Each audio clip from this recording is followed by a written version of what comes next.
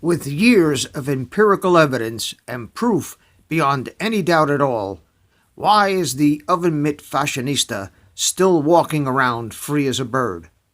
Maybe this will answer that question in a roundabout sort of way.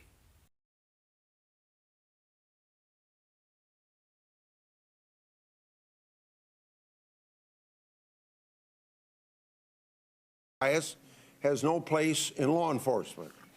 When it was exposed so clearly, Mr. Mueller had no choice. Most of the time, evidence of political bias is not so explicit. The details in this report confirm what American people have suspected for a long time. Hillary Clinton got the kid glove treatment. The Contras started drafting when it was exposed so clearly, which ultimately called Mr. Mueller had no choice. Quote unquote. Most of the time, evidence of political bias is not so explicit. Appearance of conflict. The details in this report confirm Representative Justice had a personal financial interest in Clinton victory to keep their jobs.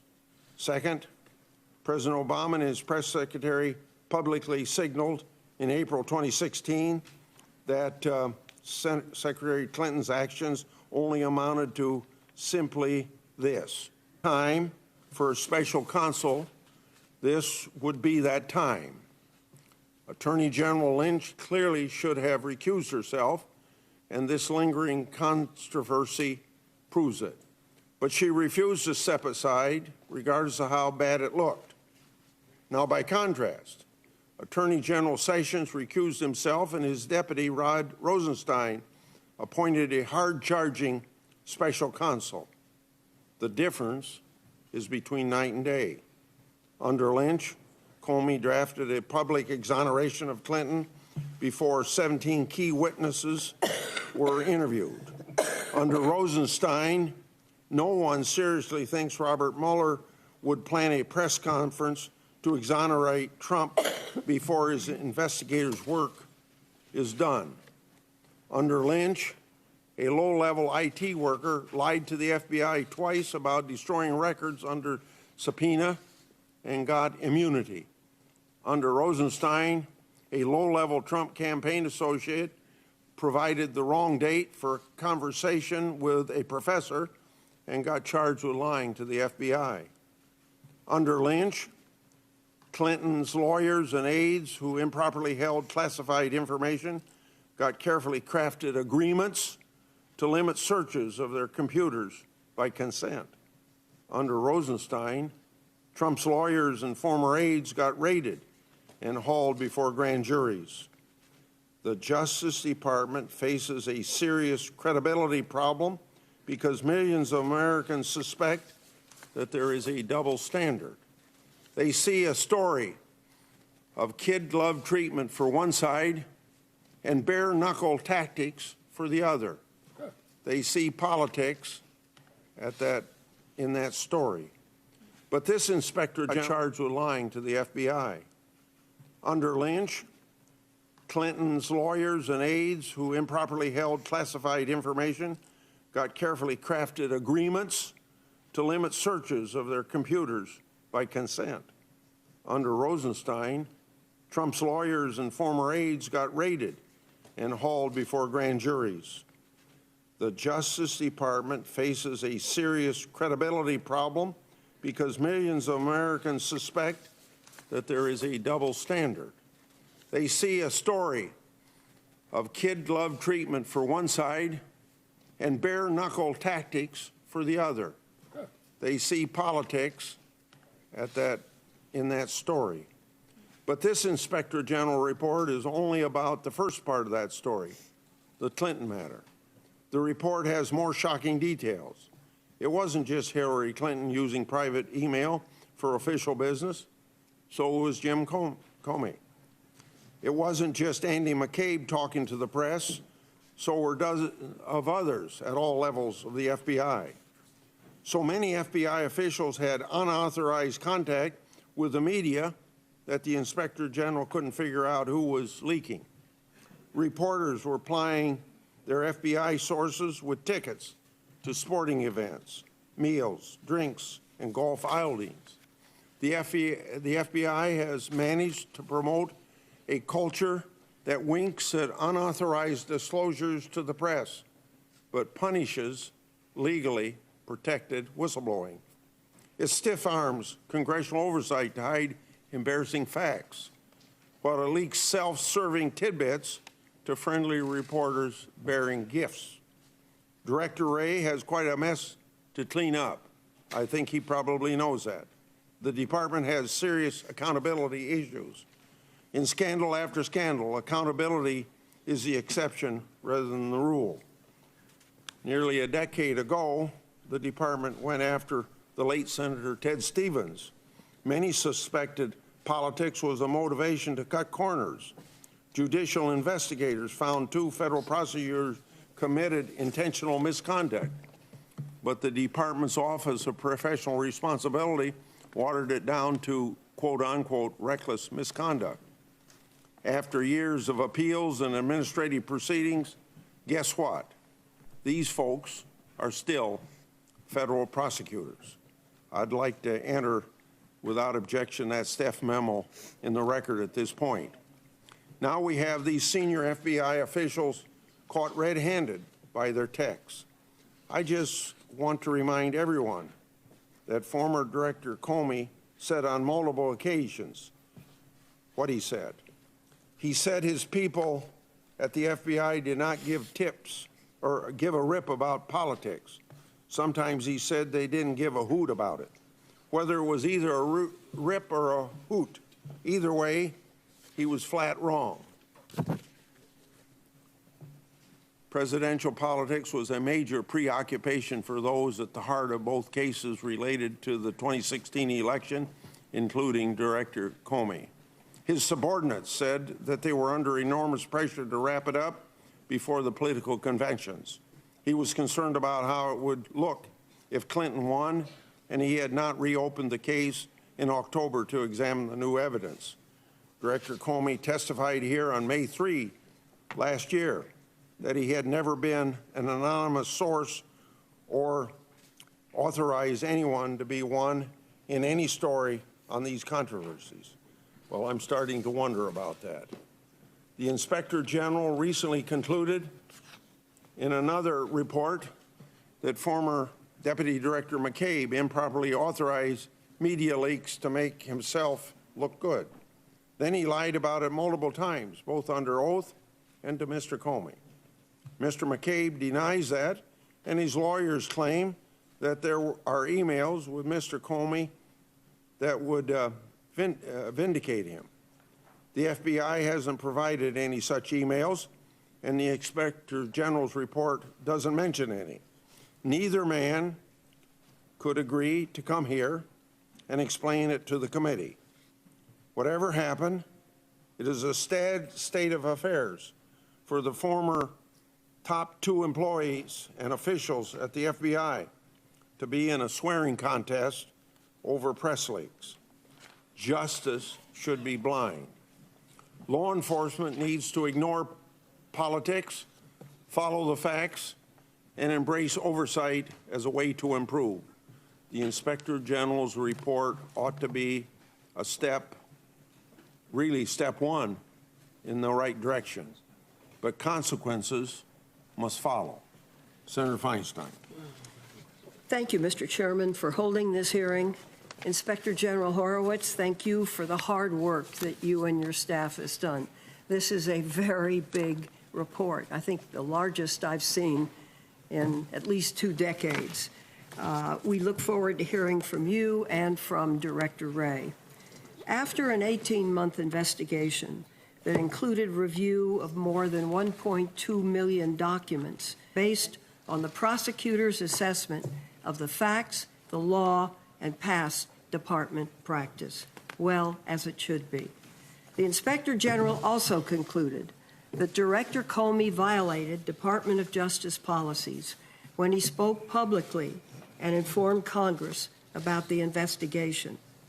On July 5th, 2016, 4 months before the election, Mr. Comey held a press conference and announced the FBI would not recommend criminal charges. Yet Director Comey also personally criticized Secretary Clinton in the middle of her presidential campaign. The IG found that Director Comey's criticism, and I quote, was contrary to long-standing department practice and protocol, end quote, for, quote, essentially trashing the subject of an investigation with uncharged misconduct that Comey, every agent, and every prosecutor agreed did not warrant prosecution, end quote. Following its July 5th announcement, Mr. Comey testified before Congress numerous times and spoke at length about the Clinton investigation, ensuring that this would remain in the press during the final months of the presidential election. Then, on October 28, 2016, Mr. Comey informed Congress that he had reopened the investigation. However, after it finally performed its due diligence, the FBI determined there was nothing new or significant. The Inspector General also specifically criticized the October 28th notification to Congress as also violating, quote, long-standing department and FBI policies and norms, end quote. As explained in the report, and I quote, the department and the FBI consistently declined to comment publicly or to Congress regarding ongoing investigative activity. However, while the report is highly critical of Director Comey, it did not find that he was biased against President Trump or in favor of Secretary Clinton, as some have alleged. During the election, Director Comey, the FBI, and the Justice Department spoke publicly about the Clinton investigation, but remained silent on the investigation into the Trump campaign's ties to Russia. And while there were multiple leaks to the press about the Clinton investigation, there was not a single leak about the investigation of the Trump campaign. Both investigations were ongoing during the presidential election, but only the Clinton investigation was discussed publicly. This unquestionably harmed candidate Clinton and helped candidate Trump. The president is now citing the Inspector General's report to justify his decision to fire Director Comey. However, at the time, candidate Trump applauded the October announcement, declaring at a rally in Grand Rapids, Michigan, and I quote, Director Comey did the right thing, end quote. In addition, one day after he fired Director Comey, the president reportedly told Russian officials that firing Comey relieved the pressure from the Russia investigation. And 2 days after the firing, President Trump himself told Lester Holt he fired Director Comey for, quote, the Russia thing, end quote. This is under investigation by Special Counsel Mueller, and the IG's report provides no support for the claim that Mr. Comey was fired because of his handling of the Clinton investigation. The report also finds that some employees expressed personal political views through text messages on workplace devices. Many messages criticized Donald Trump, but there were also some that criticized Hillary Clinton and others. Importantly, the report found no evidence that these personal political views tainted workplace decisions. In fact, 2 of the employees who exchanged messages, Peter Strzok and Lisa Page, were also identified in the report as advocating some of the most aggressive action in the Clinton investigation. For example, Mr. Strzok wrote the initial draft of the October 28th letter announcing the reopening of the Clinton investigation. The IG and his office have spent a year and a half examining this. They have reviewed all of these text messages. They have interviewed these employees, and they found no evidence that political views influenced the Clinton investigation. The overwhelming lesson to be taken from this report is the danger of public discussion in ongoing investigations. Throughout the Clinton investigation, Republicans in Congress demanded information from Director Comey and the Justice Department under subpoena and threat of contempt. Today, they are doing the same thing with Special Counsel Mueller's investigation. It was wrong then, and it's wrong now. The Inspector General report says, quote, "The stay silent principle exists to protect the privacy and reputational interests of the subjects of the investigation, the right to a fair trial for those subsequently accused of crimes, the integrity of an ongoing investigation or pending litigation, and the Department's ability to effectively administer justice without political or other undue outside influences." Instead of demanding disclosure of information about Special Mueller's ongoing investigation, Congress should protect the integrity and investigation of that work. Let me say in closing, while I disagree with his actions, I have seen no evidence that Mr. Comey acted in bad faith or that he lied about any of his actions. As we consider this report, let's not lose sight of the fact that the IG found no evidence that the FBI and Justice Department are politicizing investigations, and nothing warrants the attacks that we are seeing on the FBI, the Justice Department, or Special Counsel Mueller's investigation. Thank you, Mr. Chair. Thank you, Senator Feinstein. I will give a short introduction of our two witnesses, and then I would administer an oath before they testify. Michael Horowitz, Inspector General for the Justice Department, was confirmed April 2012 and oversees a nationwide workforce of more than 400 employees. Immediately preceding this post, he was in private practice and also previously worked for the Justice Department's Criminal Division. The Inspector General's mission is to detect and deter waste, fraud, abuse, and misconduct. Its mission is to also promote economy and efficiency in the department's operation. Christopher Wray is the director of the FBI, confirmed August last year. He is in charge of the Bureau's day-to-day operations, as well as overseeing the performance of field offices and special branches nationwide. From 2003 to 2005, Mr. Wray served as Assistant Attorney General for the Criminal Division at DOJ.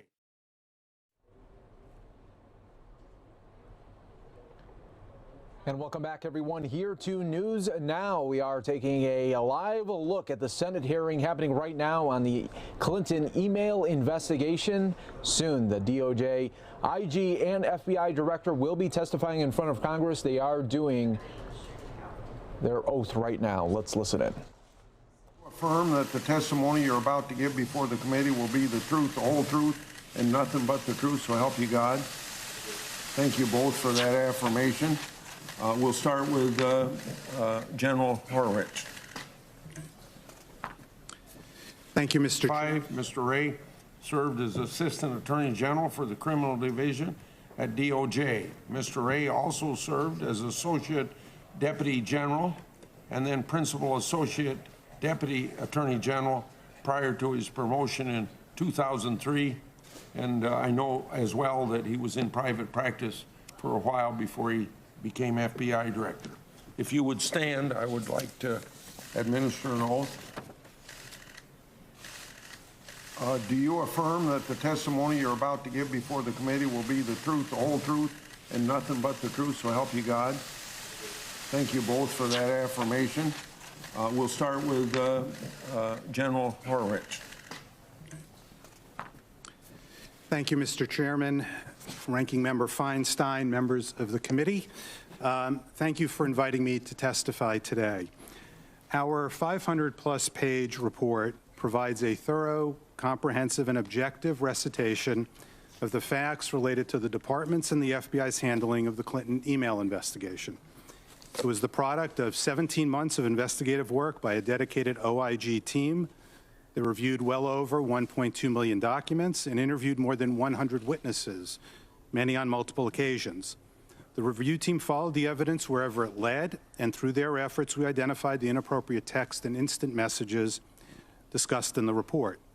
Additionally, the OIG's painstaking forensic examinations recovered thousands of text messages that otherwise would have been lost or undisclosed.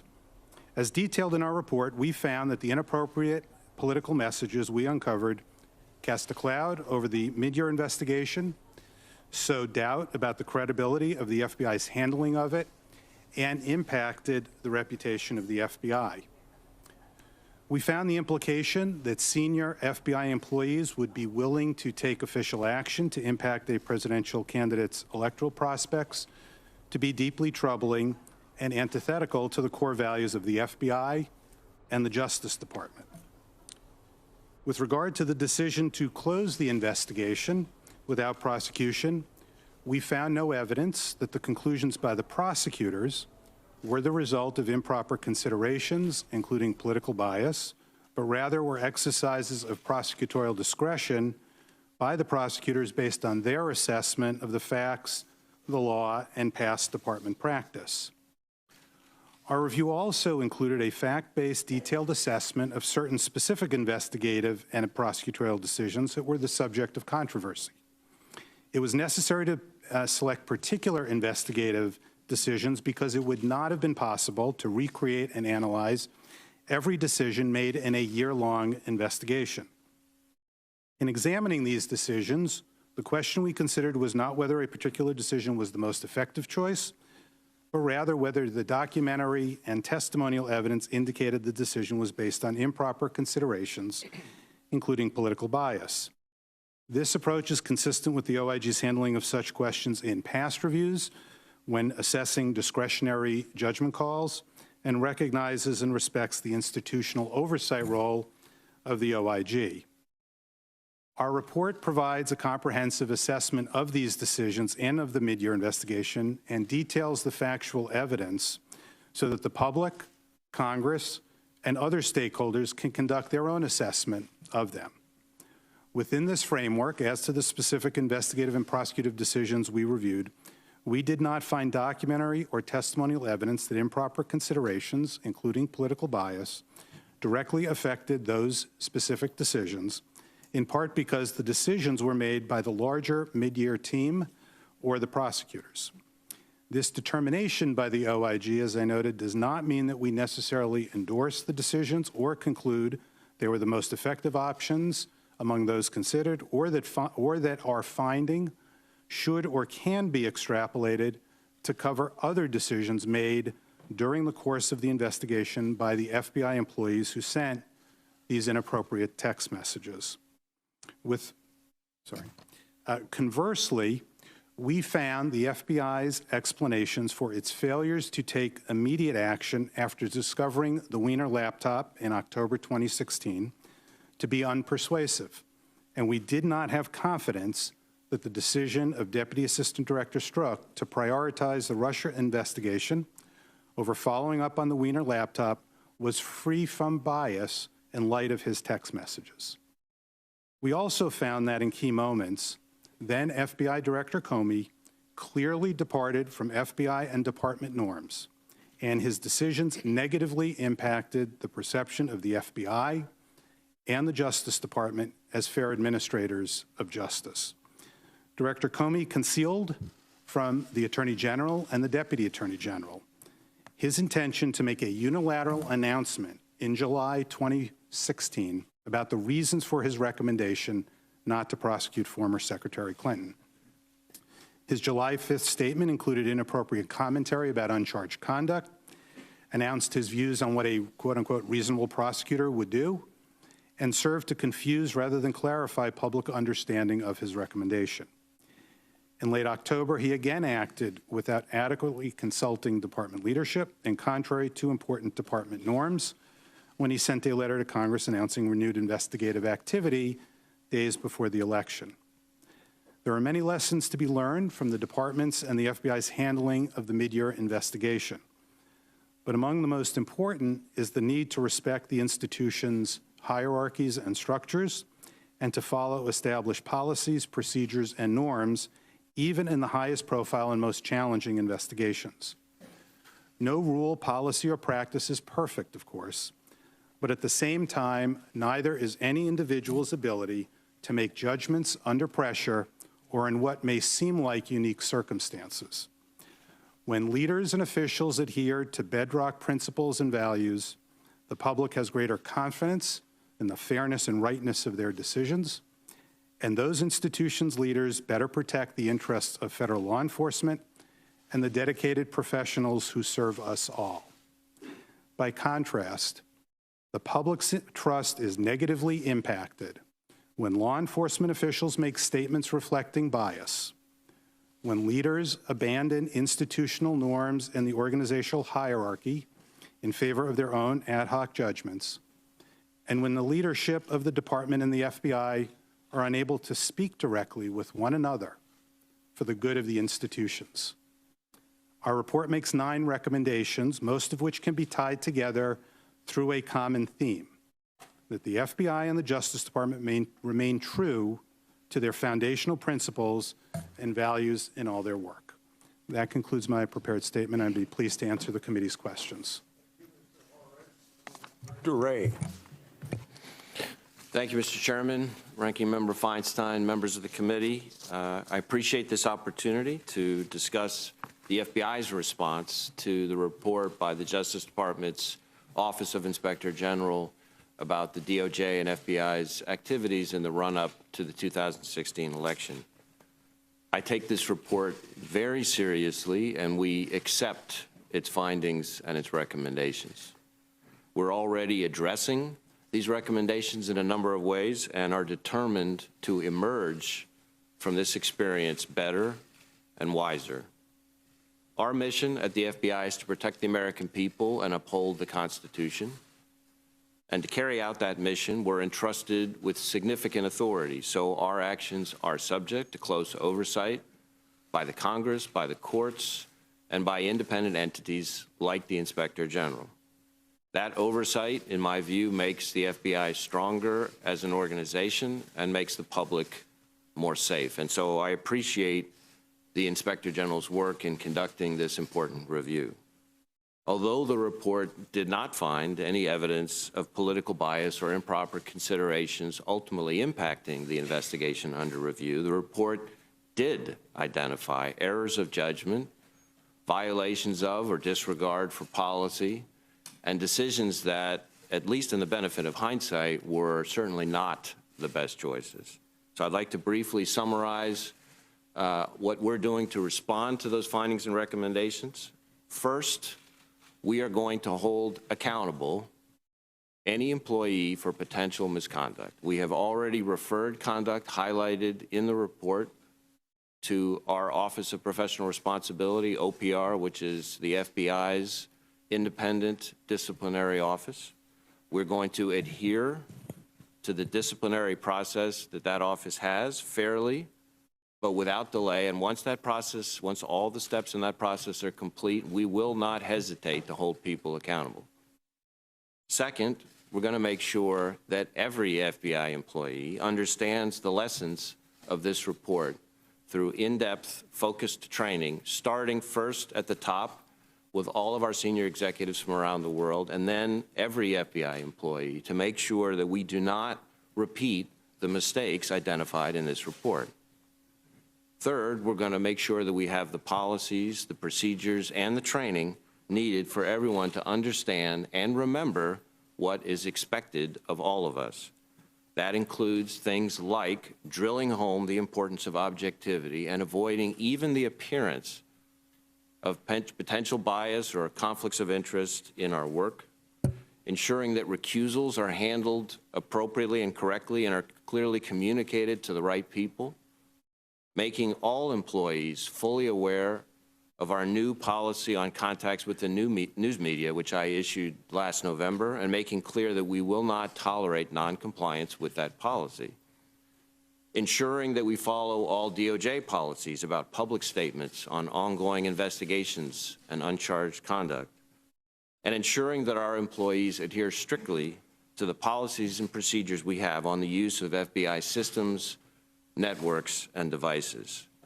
I've also directed our Associate Deputy Director, who's the number 3 official in the organization, to lead a very focused review of how the FBI handles particularly sensitive investigations, how they're structured, staffed, supervised, so that every sensitive investigation can be conducted to the FBI's highest standards. The OIG's report makes clear that we have significant work to do. And as I said, we're going to learn from the report and be better as a result. At the same time, I want to emphasize that this report is focused on a specific set of events back in 2016 and a small number of FBI employees connected with those events.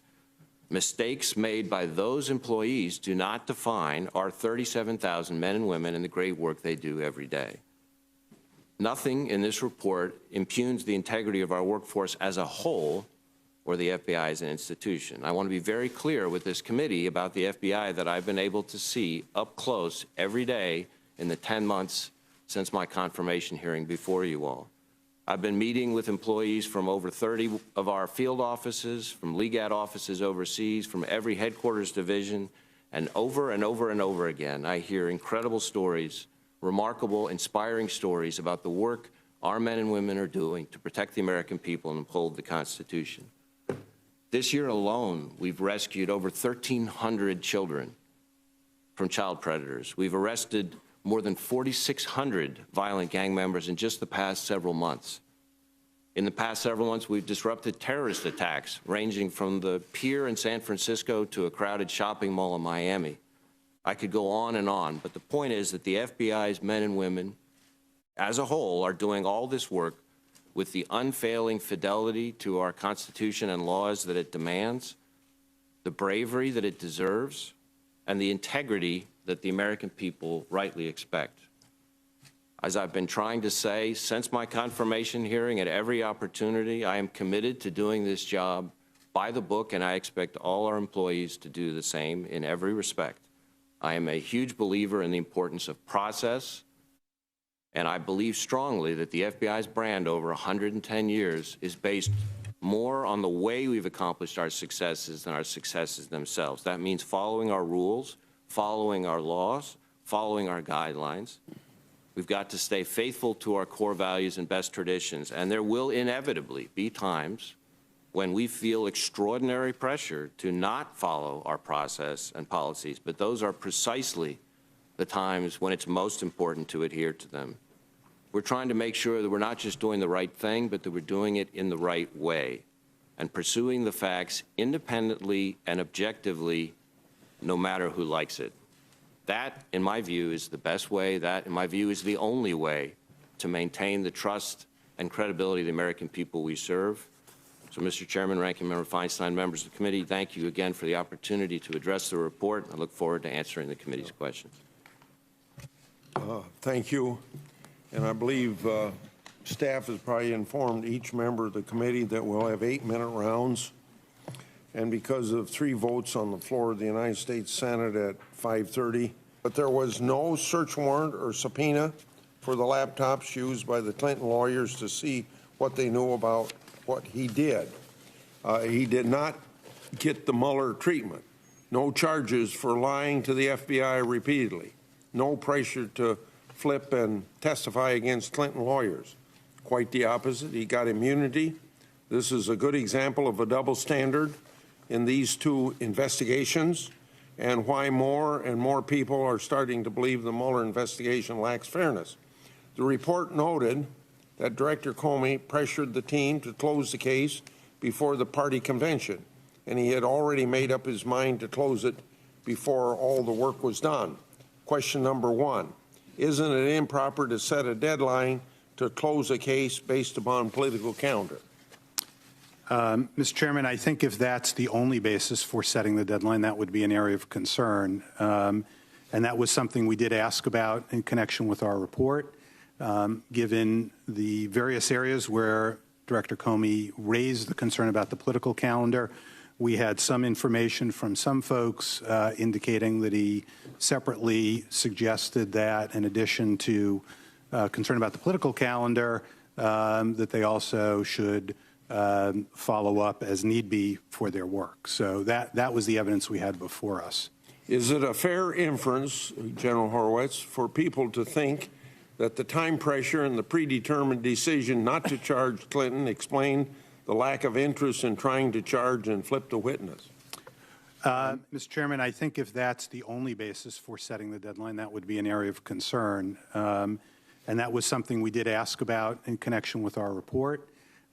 Given the various areas where Director Comey raised the concern about the political calendar, we had some information from some folks indicating that he separately suggested that in addition to concern about the political calendar, that they also should follow up as need be for their work. So that was the evidence we had before us. Horowitz, for people to think that the time pressure and the predetermined decision not to charge Clinton explain the lack of interest in trying to charge and flip the witness? It's certainly, as we've laid out here, one of the reasons given by the prosecutors with regard to certain of their decisions, that they felt it would have dragged on the investigation for too long, and that was, in fact, a factor in their consideration on how to resolve certain issues. Second point would involve you and the director of FBI. The report notes that department prosecutors did not believe there was a substantial federal interest to charge the IT worker who deleted Clinton's emails with obstruction and false statements. However, it was clear that he lied to the FBI twice about deleting Clinton's archived emails. The emails had been subpoenaed and were subject to congressional preservation notice. The technician knew that when he deleted them. Question number one to both of you. Is granting immunity the only way to obtain truthful testimony from a witness, and isn't there a substantial federal interest in determining obstruction of congressional investigations? It isn't the only way to get testimony from individuals or information from individuals. Obviously depends on the facts, and also, as we laid out in the report, we found the conduct to be particularly serious. Director Wray? Likewise, I think there are a number of ways to secure truthful testimony from witnesses, not just one. And certainly my own view is that efforts to obstruct investigations are something we need to take extremely seriously at the federal level. Okay, thank you. To the Mr. Horowitz, did the officials specifically tell you that obstructing Congress was not a matter of substantial federal interest? They didn't specifically say that to us. We asked them for their reasons, and they explained various other reasons that we lay out in the report. Okay. And welcome back, everyone, here to News Now. We continue to take a look at this Senate hearing happening right now on the Hillary Clinton email investigation. If you remember, on Thursday, that report came out by the Department of Justice, IG, and the FBI director. Now they are testifying in front of Congress. Let's continue to listen in. Horowitz, are you investigating Comey's handling of his memos? And does that include the classification issues? And should Mr. Comey expect a report when it is complete? We received a referral on that from the FBI. We are handling that referral, and we will issue a report when the matter is complete, consistent with the law and rules that are, and a report that's consistent and takes those into account. Okay. In the FBI's response to the Inspector General's report, the FBI said, quote, "There is no indication that any classified material ever transited former Director Comey, Ms. Page's, or Mr. Strzok's personal devices or accounts. but I thought neither the Inspector General nor the FBI actually looked at their personal devices. I sent a letter to you, Director Wray, this morning on this topic, but I wanted to ask you, how can the FBI conclude no classified material was on their personal devices if you didn't even look at their devices? Mr. Chairman, first, as to your letter, I haven't obviously seen your letter of today, but I'm happy to take a look at it and make sure we're being responsive to you on that.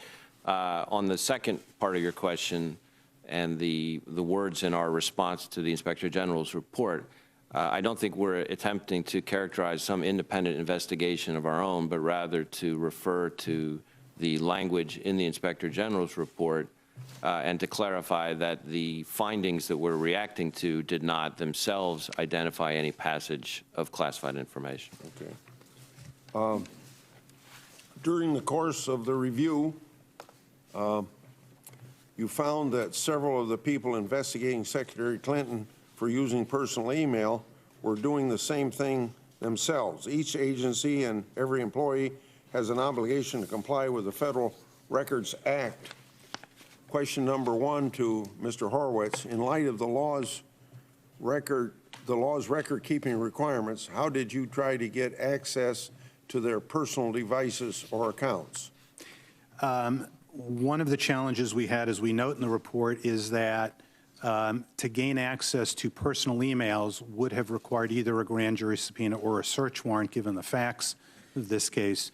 And so we were limited, because our administrative subpoena authority doesn't cover this, to ask for voluntary cooperation. We were given oral representations. We were not given access to the email accounts. Yeah. So I don't go over my 8 minutes. I think I'll reserve my 24 seconds. Senator Feinstein.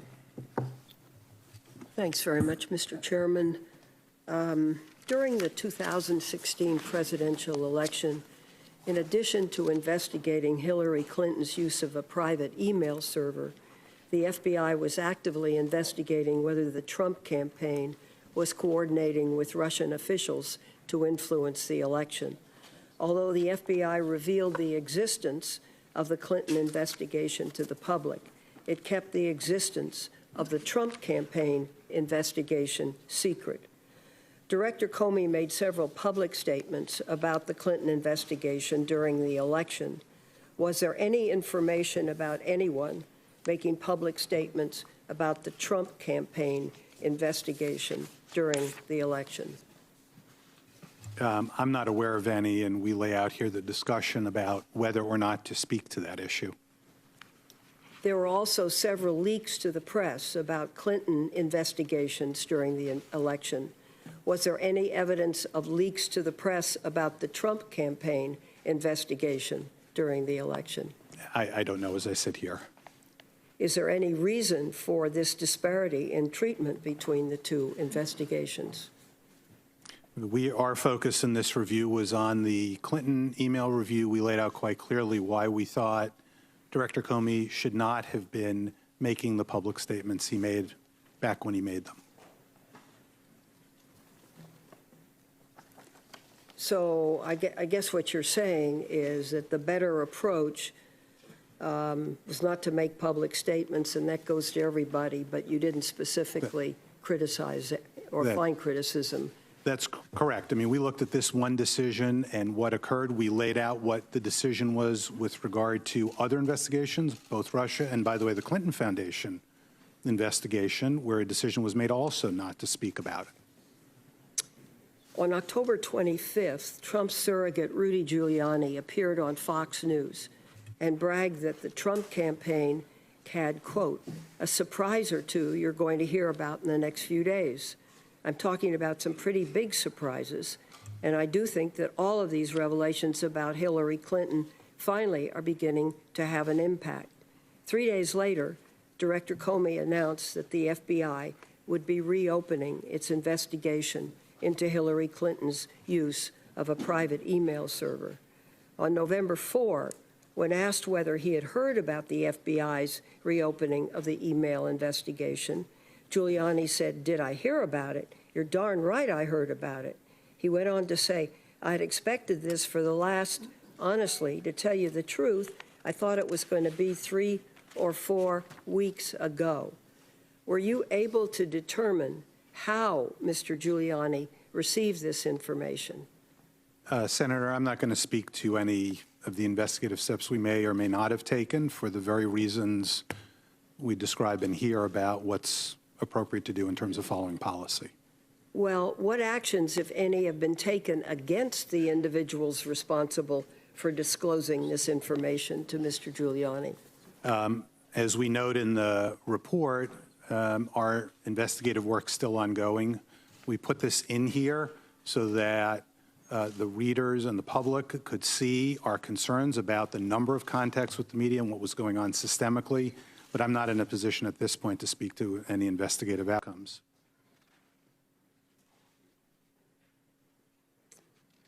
Do you believe disclosures of this sort, especially during an election, are appropriate? Are they lawful? I don't believe disclosures of this sort are appropriate at any point in time in a criminal investigation. I was a former prosecutor, worked extensively with FBI agents in my prior capacity, and all of us would have thought that was entirely inappropriate. The report says that you, and I quote, will separately report on those investigations as they are concluded. Does this mean that this leak investigation is ongoing? Our work remains ongoing, and when we can do that consistent with the IG Act, the law, policy, we will do so. Republicans in Congress have pressured the Department of Justice to reveal details about Special Counsel Mueller's investigation into Russian interference in the 2016 election and possible obstruction of justice. As a result, sensitive information about this ongoing investigation is now in the public domain. For example, a possible confidential informant has been identified. Is disclosure of the identity of a possible source in an ongoing investigation consistent with the stay silent principle identified in the report? Senator, I obviously can't speak to any specific factual circumstances beyond what's in our report. I haven't done work on it. I will say just generally, it goes to my prior answer as well, which is if there's an ongoing investigation, disclosing information related to that through leaks is inappropriate. Thank you. Thank you, Mr. Chairman. Yeah. Senator Hatch. Thank you, Mr. Chairman. Listen to these findings from the Inspector General's report on the handling of the Clinton email investigation. Error of judgment, serious error of judgment, extremely poor judgment, and a gross lack of professionalism. Now, these are conclusions that were drawn, respectively, about the conduct of former Attorney General of the United States, the former director of the Federal Bureau of Investigation, and FBI special agents assigned to one of the highest profile investigations in the Bureau's history. In my opinion, this is appalling, and the significance of these findings cannot be overstated. The report identifies missteps at every level of the Department of Justice, from our nation's chief federal law enforcement officer to special agents in the field. Director Wray, I have to say that I was disappointed by your response last week to the Inspector General report. And while you admitted that the report found errors of judgment, you took pains to emphasize that the report focused on, quote, a small number of FBI employees, unquote. Well, let's remember who that small number of employees was. The director of the FBI, the deputy director of the FBI, the leader of both the Clinton email investigation and the Russia investigation. These were not junior field agents. These were senior agency officials. They were running two of the most important investigations in the Bureau's history, and they were insubordinate, grossly unprofessional in their communications, and even untruthful. So let's not pretend like this was some one-off problem. There is a serious problem with the culture at FBI headquarters. Your statement last week seemed to suggest we shouldn't worry too much about the events detailed in the Inspector General report because the report focuses on a small group of individuals and events. Well, I think that's exactly backwards. If we can look at only one or two investigations and find this much bias and unprofessionalism, I can only imagine what else is out there and what the Inspector General found about the conduct of senior Bureau leadership. I'd have to say he found out that it would certainly, in my opinion, be damning. Now, how can you assure Congress and the American people that you are taking seriously the problems identified in the Inspector General report when your very first public response to the report was to downplay its significance? Senator, I don't intend in any way to downplay the significance of the report. I don't think you do, but I'd like to know why. Right. And I think the fact that the very first press conference I've held in my 10 months as FBI director was on this is a measure of how important I think this is. Start with that. Second, the steps that I've outlined that we're going to be taking are very significant, including, just as an example, but I could go on, convening every single SES employee in the entire FBI to come for a full day of training specifically focused on this is a measure of how seriously I take this. We're going to have the people whose conduct is highlighted in the report handled through our disciplinary process and held accountable as is appropriate. But my comments the other day are a measure of my view of the FBI. I don't have to imagine what happens in the FBI. I see the FBI up close every day, investigation after investigation after investigation, including in Utah, including in the states of every state represented up on this dais. And I can tell you that the conduct, the character, the principle that I see in those people every day is extraordinary and would be an inspiration to the members of this committee, and that was my point. Okay, there should be no doubt that these errors cast a cloud over the FBI's handling of the Clinton email investigation and the investigation's credibility. Now, even more troubling is the irreparable harm to the FBI's reputation for neutral fact-finding and political independence. Where do we go from here? Now, you kind of indicated that. Right. I think we start by reminding everyone in the FBI, which, as I said, I think the vast, vast, vast majority of the people who work there already know this, but I'm not going to leave that to doubt. Okay. That objectivity and the appearance of objectivity have to permeate everything we do. And that starts with, much as the lessons that have been described in this report chronicle, that starts with being focused not just on the result, but on the way you get to the result. That means following our processes, following our guidelines, following our long-established norms, to use the phrase in the report. I accept all that. Now, I want to thank Inspector General Horowitz and you, the FBI Director Ray, for being here today to help answer that question. I want to focus on two issues identified in the report. The first is improper disclosures to the media, and the second is the political bias evidenced in text messages between FBI employees. The FBI has a policy that strictly limits the employees who are authorized to speak to the media. This is appropriate for any organization that quietly investigates with an eye towards prosecution in a court of law rather than the court of public opinion. But the Inspector General found that this policy was widely ignored by employees at all levels of the FBI. The report goes so far as to describe a culture of unauthorized media contacts, including instances where FBI employees improperly received tickets, golf outings, drinks, and other benefits from reporters. Now, as you know, this is totally inappropriate. Director Ray, attachments to the report identify more than 50 FBI employees, 50, who apparently had unauthorized contact with members of the media. If the Inspector General identified 50 employees in connection with his review of this one investigation, a counterintelligence investigation no less, I'm afraid that the number of employees engaged in such unauthorized conduct across the Bureau is likely to be far greater. Now, clearly, additional action is needed to identify other personnel engaged in leaks and unauthorized media contacts. I'm not interested in hearing about additional training, which is certainly necessary, but not sufficient. Director Wray, what are you doing to identify those who violate the FBI's policy, and what consequences will those employees face? So a couple things we're doing that I'll mention. First, we, in addition to creating a new policy to make it painfully and crystally clear so no one can have an excuse that they don't know what the rules are, I put in place a new policy in November. Second, we've created a dedicated leak investigation unit inside the Bureau specifically focused to ensure that those investigations have priority.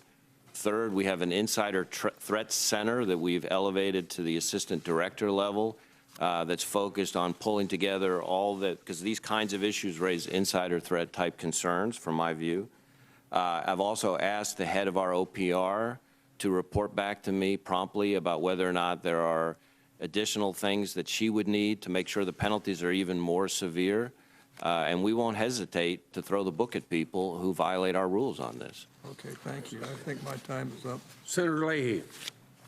Thank you, Mr. Chairman. It's an interesting hearing in practice. Irony doesn't begin to describe President Trump and his allies exploiting this report for partisan gain. Clearly, some of Mr. Strzok's text messages were inappropriate. But if the FBI were trying to throw the election to Hillary Clinton, it could not have done a worse job. Look at the front pages of every newspaper leading up to the election. Every single misstep by the FBI damaged Hillary Clinton, helped Donald Trump. All FBI personnel, including Mr. Strzok, kept quiet about the Russian investigation, as they should. The same can be said about the Clinton investigation. Rudy Giuliani, James Kallstrom, apparently even Devin Nunes received highly sensitive leaks. Leaks from the New York field office may have even contributed to Director Comey's decision to send the now infamous October 28 letter, a letter that could not have come at a worse time, likely impacted the election. Now, last year I asked Director Comey specifically about leaks to Mr. Giuliani. He acknowledged for the first time that internal investigation was ongoing. Director Wray, was Mr. Comey telling the truth in that? He said here that there was an internal investigation ongoing about the leaks to Mr. Giuliani.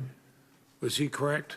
Senator, I can't speak to what Director Comey was or wasn't I'm just saying. asking, but was he correct that there is an internal investigation ongoing on the leaks to Mr. Giuliani?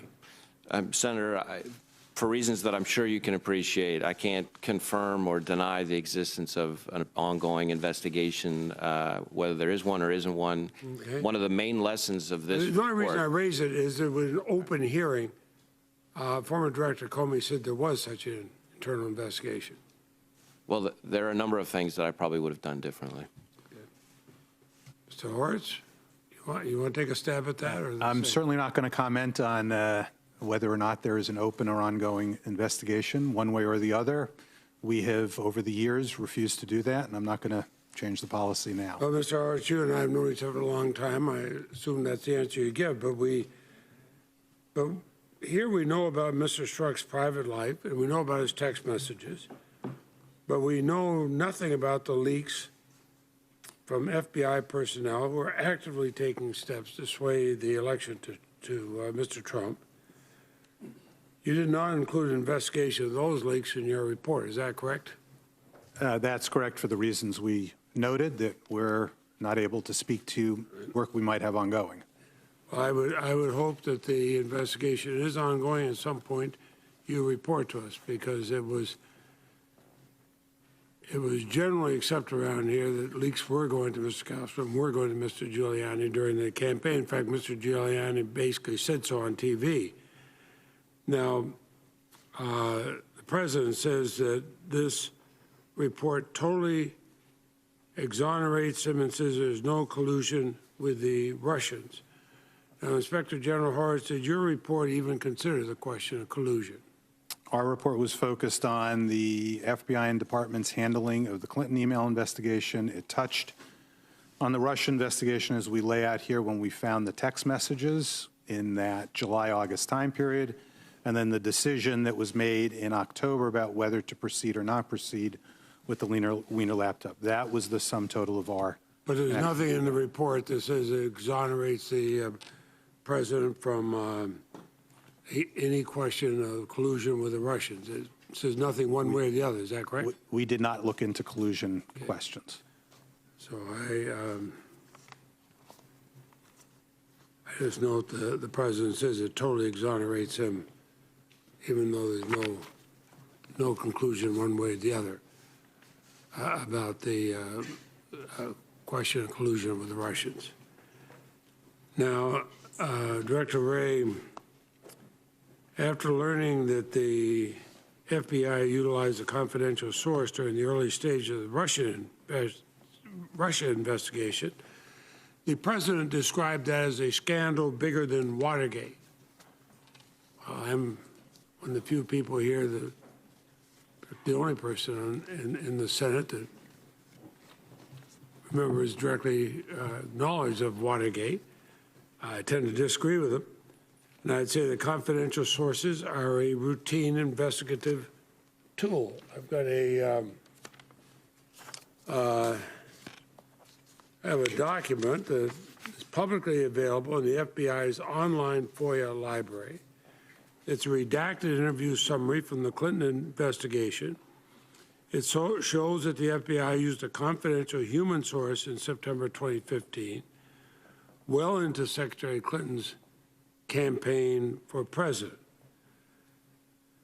So, Director, does a possible use of confidential sources in either the Clinton or Russia investigation by itself show any wrongdoing by the FBI? Senator, as you alluded to, we use confidential informants in all manner of investigations covering kind of the waterfront, and it's a very, very, very important tool in that mission. Any of us who've been prosecutors know you probably don't have a significant prosecution without some confidential sources.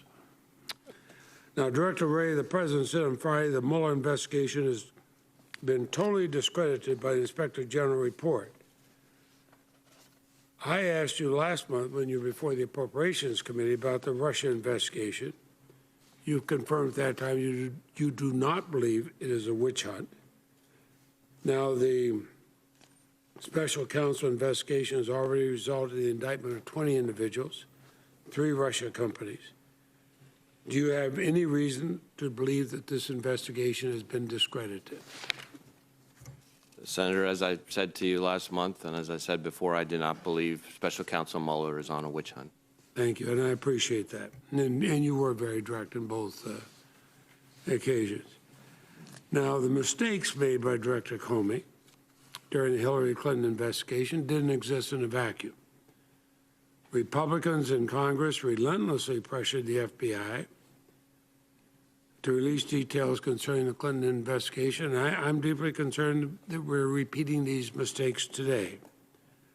The White House, working with allies in Congress, have been aggressively demanding information from the Russia investigation.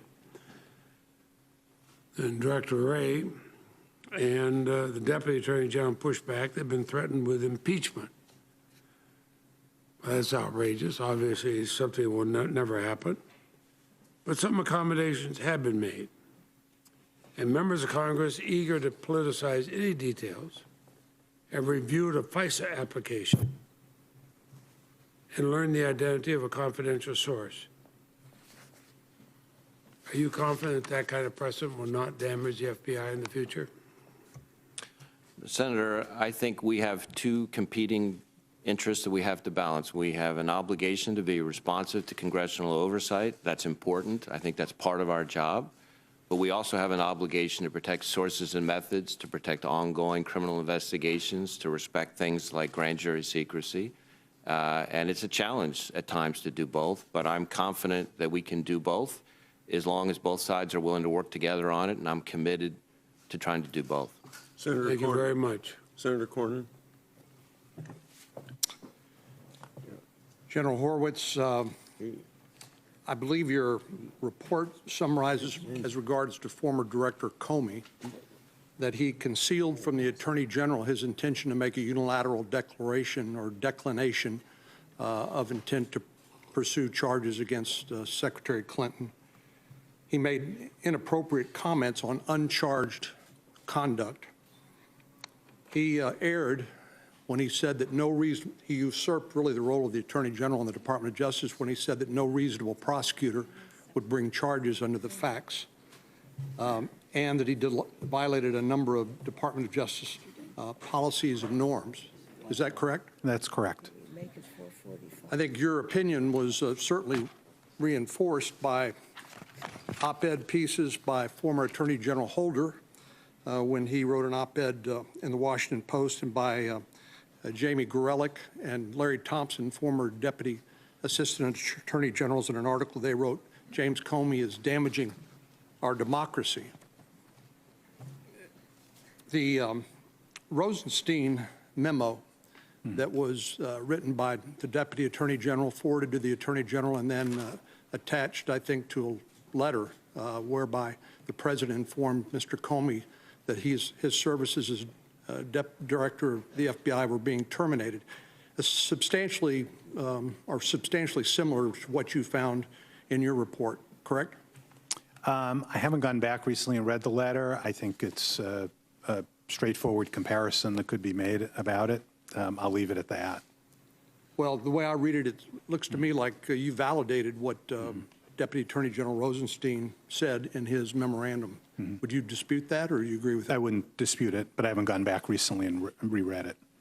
I think what's so disturbing about this era in the FBI leadership is it just seemed to be a culture of impunity where the rules did not apply to the director and his leadership team, but obviously were designed to apply to everybody else. And by the way, I agree with Director Wray when he talks about rank and file FBI professionals. We're not talking about them. We're talking about a group that somehow went terribly awry in the leadership team of Director Comey. General Horowitz, you mentioned that you found no evidence of bias in the investigation, but you qualify that in talking about documentary and testimonial evidence. Right. Are you discounting the text messages from Mr. Strzok and Ms. Page, for example? No, what we were trying to do was be clear that we were focused on the very specific investigative decisions we looked at, and what was significant about the and I'm now talking about the pre-July 5 announcement decisions, was that Strzok, Page, and others were not the sole decision makers there. They were team decisions, and in many cases, prosecutors' decisions, as opposed to the individuals who wrote the emails. We made very clear we were not saying that as to every single decision. As you know from doing these kind of cases, there are hundreds of decisions being made, and in fact, we did not find no bias with regard to the October events. Well, Director Comey was pretty clear that he expected Hillary Clinton to be the next president of the United States, correct? He described that with regard to, yes, the October events, the Wiener laptop. And sometime in the spring of 2016, he had already decided that there would be no recommendation to prosecute Hillary Clinton, correct? Yes, he started drafting his statement on May 2nd. And it wasn't until July 5th when he made his initial press conference where he said that the evidence did not rise to the point where any reasonable prosecutor basically would prosecute Ms. Clinton, correct? That's correct. Do you think it's possible, or let me just ask you, is it a fair inference to draw that Director Comey, expecting Ms. Clinton to win the presidency, was thinking about his future as the FBI director? I think that was a concern we had, certainly where it's even clearer in that October time period, because we have testimony that indicated that when he explained through his chief of staff why he was going to do what he did on October 28, he was concerned about his survivability. And when, for example, he used the word grossly negligent, which are the words of the statute, in describing Ms. Clinton's conduct, later on it was changed to extremely careless. Do you feel like he was writing toward a preordained result, or that this was a genuine process to think through what the evidence was and to try to apply the applicable law? I think that would be hard to say and probably be speculation in terms of what he was thinking at the time. We try and lay out in great detail various places, including that, how it changed and how it evolved and why. But I'm not sure I can sit here and say precisely what was his thinking on the time.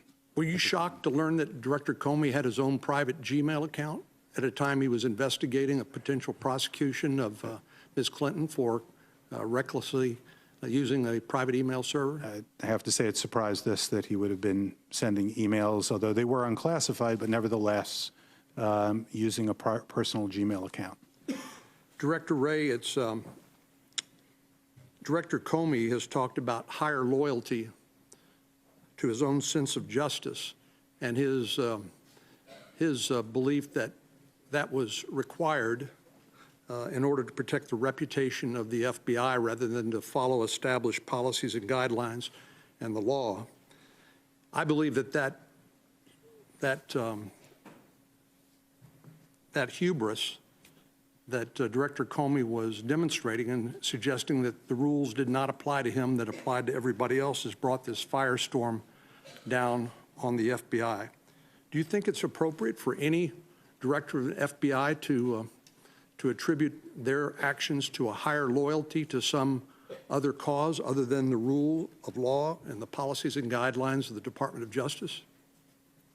Well, Senator, I don't want to speak to what Director Comey may or may not have been thinking, but what I can tell you is that my own view is that the rules, the policies, the guidelines, the long-established norms, as the Inspector General's report refers to them, those things are there for a reason, and it's important that we track those. And that's why when I'm going around from field office to field office, doing town halls with over 30 offices, the point I keep making everywhere is that it's not enough to say that you're going to do the right thing for the right reason. That pretty quickly can become the ends justify the means. What we need to be doing is doing the right thing in the right way. So not let the ends justify the means, but let our means justify our ends. Well, General Horowitz, I believe that your report, as comprehensive as it was, and I commend you on the great care that you've undertaken. I don't necessarily agree with every word of it, especially the no finding of no bias, but I think your findings call into question the credibility of the whole Clinton email investigation and cast a cloud over the Russian investigation, because the same group of people that led the Clinton email investigation were leading the Russian investigation until at least such time as Director Mueller, the special counsel, terminated their services because of the appearance of conflict of interest. Do you share those concerns? I share the concerns, and we wrote, in fact, here that it did cast a cloud over the entire Clinton email investigation. And the Russian investigation? Well, we haven't reached a conclusion on that, but we laid out here the concern that when the choice was made in October, whether to work on in terms of Mr. Strzok in particular, the Russian investigation versus the Wiener laptop matter, the choice was to make that a higher priority, the Russia matter, over the Clinton matter, and we were not convinced that that was not a biased decision. Senator Durbin. Thanks, Mr. Chairman. Thank you very much for your testimony. The communication which you go into detail describing between Peter Strzok and Lisa Page includes some damning statements, and you make that very clear in your conclusion about their possibly using their governmental authority to achieve a political result. Is that correct? That's correct. I felt that was very serious error. And that should not be downplayed by anyone. It was serious. That should not be downplayed by anybody. I can't think of something more concerning than a law enforcement officer suggesting that they're going to try and use or may use their powers to affect an election. What did Special Counsel Mueller do when he learned about these statements by Mr. Strzok? We informed him on July 27 of last year of our first findings of these texts. We subsequently gained more, but my understanding is within a week or two of that date, he had been removed from the investigation. Which was the right thing to do. And I want to make it clear based on previous questioning here. No one is making excuses for these things. Mr. Strzok said something that was inappropriate, unacceptable for a person in his position. Mr. Mueller responded professionally and terminated him as soon as he learned that. I hope that's on the record and clear.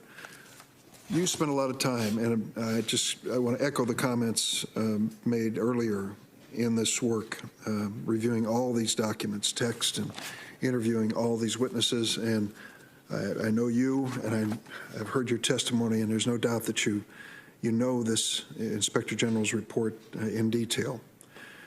Lots of people reacted to it, politicians, individuals, news commentators, and others. I'm going to ask you, for the record, specifically your thoughts on one reaction. Last Friday, President Trump said, and I quote, "I think that the report yesterday, maybe more importantly than anything, it totally exonerates me. There was no collusion. There was no obstruction. And if you read the report, you'll see that," the president said. He went on to say, "I did nothing wrong. There was no collusion. There was no obstruction. The IG report yesterday went a long way to show that." End of quote. General Horowitz, does your report totally exonerate President Trump?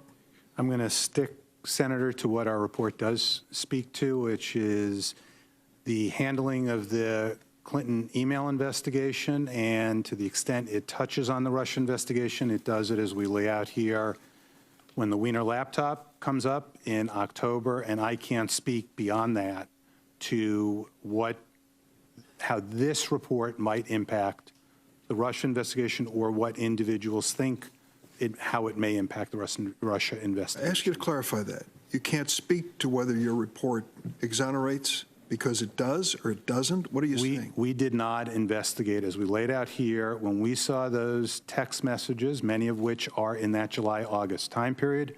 We've made it quite clear here that this review does not touch on the Russia investigation, with the exception of what occurred in October with the Wiener laptop. And does it say anything as to the issues of collusion and obstruction in that Russian investigation? We don't go into any issues related to the Russia investigation beyond what I mentioned. Last Friday, when he was talking about the IG report, President Donald Trump said the special counsel investigation led by Robert Mueller, quote, "has been totally discredited." Mr. Horowitz, does your report show any reason to doubt Robert Mueller's integrity or discredit any decisions he has made? I'm not going to make, Senator, a judgment on Special Counsel Mueller's investigation. I'm going to speak to what I have here. I want to stay within the four corners of your report. And you address the credibility of the investigation of Robert Mueller. We did not address the credibility of the Special Counsel's investigation here. We laid out what occurred, and we laid out what individuals did in October where it touches the Russia investigation. Last Thursday, Senate Majority Leader Mitch McConnell said in an interview with the Washington Examiner he wanted the Mueller investigation to conclude. He said, quote, "If the IG is through, why can't the Mueller investigation finally wrap up?" Was there any connection in substance or duration between what you were tasked in doing and what Robert Mueller is tasked in doing? Again, other than the issues we talked about, where we identified text messages and brought them to his attention, we do not have any connections, interactions in that regard. Director Wray, my colleague Senator Leahy and others have raised the question about the New York field office and leaks in that field office. And there are quotes in the report relative to Mr. Comey's concern that New York field office would leak information, and that's one of the reasons why he made certain decisions. As Senator Leahy said, former Mayor Giuliani has bragged publicly about information that he's received from that office. What are we to make of this? Is this being investigated? Is this just a problem that is acknowledged and accepted? Senator, I think leaks are unacceptable. I think they have a pernicious effect on our ability to conduct investigations, to protect sources and methods, to retain our foreign liaison partner relationships. They damage the privacy of individuals under investigation. I could go on and on. So I have a very strong view about it, and we're doing a number of things to try to make sure we crack down on it. That's what I want to get to. Right. What are we doing about it? Well, I can't comment on any specific investigation, but we have, as I think I mentioned earlier, we have a dedicated unit specifically focused on leak investigations. That's new. We have a policy that we issued in November that makes the rules crystal clear so that there can't be any ambiguity for any of our employees in any office about what their obligations are. And when there are misconduct found, we will refer them to our OPR for appropriate action, and if we find one that's criminal, we will pursue it criminally. Director Ray, I just have a minute and a half left, and I'd like to ask one last question, please. There was a question raised earlier about Mr. Comey having a separate personal phone that he was using, and whether or not that was an unusual thing for a person in his position. There's been reportedly the president uses 2 White House-issued iPhones. One allows him to make calls. The second is for his Twitter habit. According to Politico, the president has, quote, resisted his aides and treaties to swap out the Twitter phone on a monthly basis because it's too inconvenient. Supposedly, the president has given Kim Jong-un his direct phone number. If he was referring to his cell phone, this would raise some interesting security concerns. Are you aware of these reports about various phones that are being used by the president? Are you concerned about whether or not sensitive information from those devices may be intercepted by our adversaries? Senator, I'm not aware of the particulars of the president's phone usage. Would it be a matter of concern if anyone who has access to such information was using a device that could be intercepted by our enemies? I think it's important for all of us to recognize that device security is a particularly important part of our security, and it's something that we emphasize heavily in the intelligence community. And of course, we've gone to great lengths when it comes to Hillary Clinton to make that point. Thank you very much. Senator Lee. Thank you, Mr. Chairman. Thanks to both of you for being here. I want to point out one clarifying matter at the outset.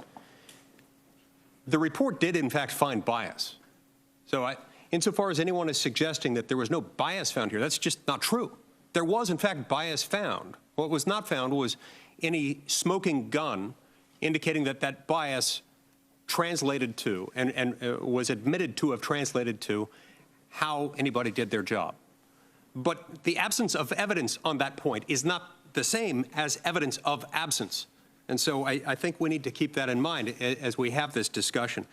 Mr. Ray, I'd like to start with you on this point.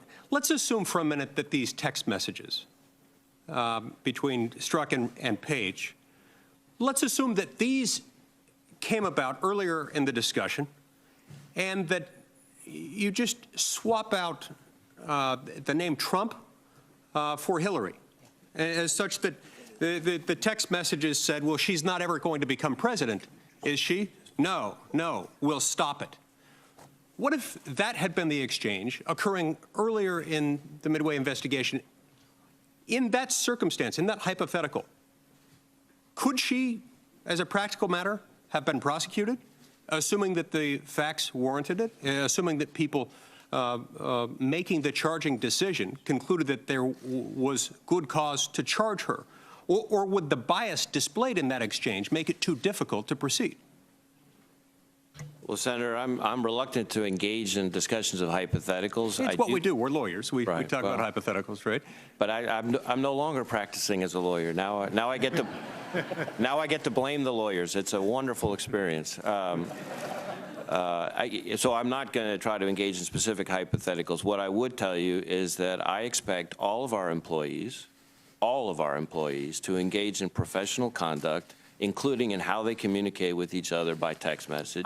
I get that, and that didn't happen here. So if let's make it more of a hypothetical then. Let's take it a step back. Could that be a complicating factor if you had text messages between agents involved in a case indicating bias against the target of that investigation? Can that be a complicating factor in deciding whether to bring charges? I think any time that agents conduct themselves in a way that doesn't have not just objectivity, but the appearance of objectivity, that can have an impact on the viability of the case. Thank you. Mr. Horowitz, let's talk about these text messages for a minute. Was it easy for you to get them? No, it was, well, the initial batch was easy. They were with the FBI, and we requested them. The latter part of this over the last 6 months or so was challenging. Challenging. When you say challenging, tell me what you mean by that. So when they were produced by the FBI, it turned out that there was a period during which, about 4 to 6 months, I don't remember the exact time, where there were no text messages produced to us. It turned out there was a flaw in their collection software, or a failure in their collection software. We then went out and seized and obtained their 2 phones, voluntarily, I shouldn't say seized, obtained their phones from the FBI. These are now FBI devices we're talking about. And our cyber forensic team actually undertook a series of steps to seek to exploit, to extract the missing text messages from the phones. We first used our own tools to do that. That was step 1.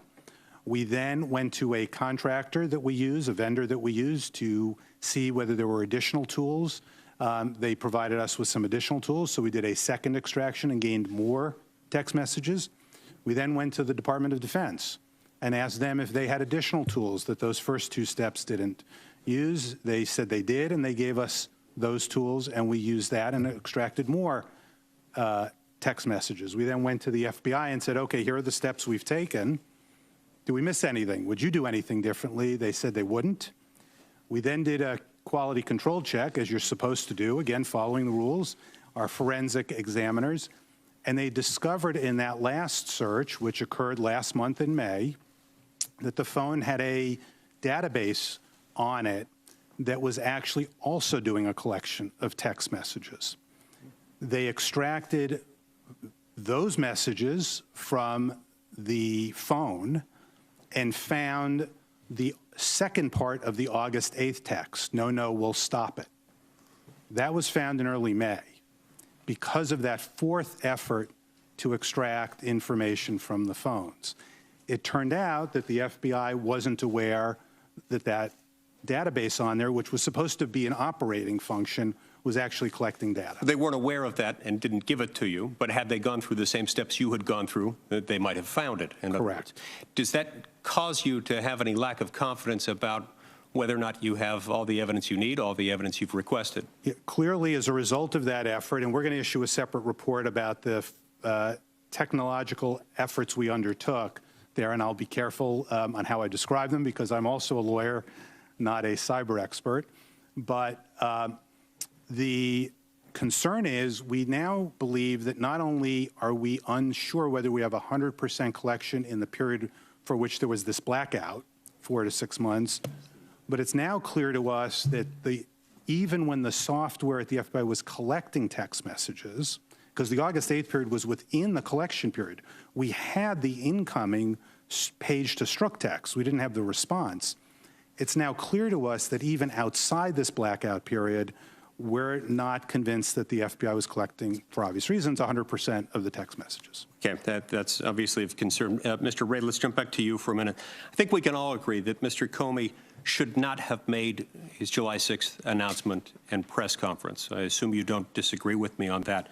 But would you have made a charging recommendation at all? Or would you have left that to the Department of Justice? Well, Senator, as I said, we accept the findings and recommendations in the report. My own view is that the policies about public disclosure, as you've alluded to, are pretty clear about what we should or shouldn't do. As far as making charging recommendations privately, I think my view... Yeah, I'm not talking about recommendations. Right. I'm talking about charging decisions. So my view is that the FBI doesn't make charging decisions. Okay, it just isn't done. Mr. Horowitz, the report says that Mr. Comey's machinations, quote, resulted in Lynch and Yates concluding that it would be counterproductive to speak directly with the FBI director. Can you unpack that for me? Help me understand what that means. Is the idea here that Lynch and Yates were simply afraid of exercising their authority, their oversight responsibilities, because they were afraid that it would look like political interference? What's that about? So a couple things.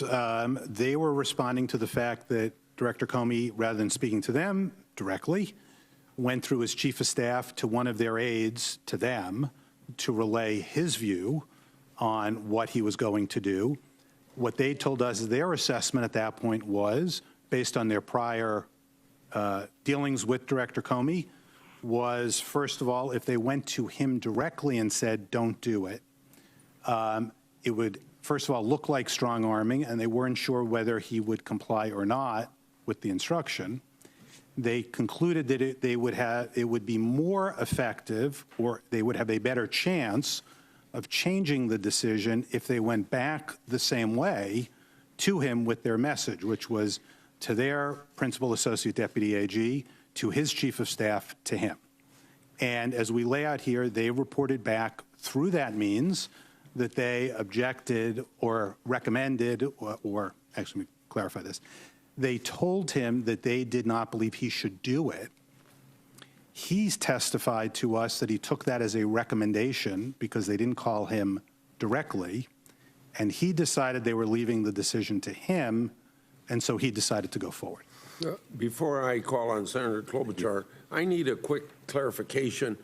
You said earlier in reply to Senator Corden that Comey used Gmail for work, but only for unclassified information. How can you know that if you didn't get access to that account? I'm sorry, let me correct that. Based on the emails that we saw, which we observed by looking at the FBI's server and what ended up going back to the FBI, you're correct, Senator, I can't sit here today beyond what we looked at and say precisely what other purposes he may have used it for. Okay. Senator Klobuchar. Thank you very much. I wasn't going to start with this, but since Senator Lee was finishing up, I think it's good to continue with that discussion. And that is that I was a law school classmate of Director Comey. I think Director Wray knows this. I have worked with him over the years and know he's done some good work. But reading this report this weekend, I continue to disagree with his decision in how he handled those announcements. And the more I read of your report, which I thought was very thorough, I want to thank you for that, Mr. Horowitz, the more I began to focus on what you call the ad hoc decision-making based on his personal views, even if it meant rejecting long-standing department policy. And I guess I would start with you, Mr. Ray. The way I have described my job as a prosecutor in the past to people, when I do my own town hall meetings way back, I would always say it's like the show Law and Order. The first half of the show, the police do the investigation. The second half of the show, the prosecutors make a decision. Would you agree with that summary? I think so. I guess the way I would put it is we do an investigation. We determine whether or not we think there are sufficient facts to go forward with a case, and then we present the facts to the prosecutors, who then make the decisions and exercise prosecutorial discretion. I don't think prosecutorial discretion, by definition, is something the investigative agency exercises. Right. So you might discuss the case with the prosecutors, but in the end, they make the decision. Yes. And so if you had been in that place at that moment in time as the FBI director, would you have then called up in the July decision and the October decision, would you have then called up either the Attorney General or the Deputy Attorney General to ask them to make a decision? Well, I don't know that I can speculate about what I would have done at the time. What I can tell you is that I cannot imagine a situation in which I would unilaterally assume for myself, as the FBI director, a charging decision and then announce it in a news conference. Thank you. So that leads me to where I wanted to begin, and that is that when law enforcement officers act improperly, when they make mistakes, one of the great things about a democracy is we have an inspector general and we try to get that information out, and I think our democracy depends on that. But I don't think that should be confused with attacking the integrity of thousands of investigations that the FBI manages every year, investigations that are not even part of this report in any significant way, like the Russia investigation, and attacking the integrity of 35,000 FBI agents, analysts, and other public servants. I think it's very important that we defend them. And I note in your memo you did recently to the FBI after the Nunes memo was released over the objections of the FBI, you said, Director Wray, talk is cheap, the work you do is what will endure, and you urged employees to stay laser focused even when it's not easy. Could you elaborate on that? Senator, I am a big believer in the idea that what really matters for the FBI is the work. And when I go around from office after office, the opinions that I care about the most, the brand, if you will, that I care about the most, are the opinions of the prosecutors we work with out in the field, the law enforcement partners we work out with in the field, the judges that we interact with out in the field, the juries we interact with out in the field, the victims who are making decisions about who they trust to get their loved ones back. And I think I've visited the field offices of almost every senator up here, and I will tell you that the work that they do, recovering kids who are victims of child exploitation, taking down gang members, disrupting terrorist plots, doing public corruption investigations, I could go on and on and on and on and on. And to me, those are people who experience the FBI through the work. Those are people who get to see the professionalism, the character, the integrity of FBI people up close. And we're a 37,000 person organization. We've been around for 110 years. We do thousands of investigations every year. This is one. Okay, thank you. Mr. Horowitz, I want to go on to your report now, and much has been made by my colleagues on the other side of the aisle about some things that were clearly wrong that Director Wray has said there are ongoing internal investigations about this, and decisions are going to be made, and training is going to occur. But I don't want to lose the forest for the trees here in terms of what your report found. First of all, the President, upon the release of the report, tweeted that he, quote, hope the IG report is not being changed and made weaker, end quote.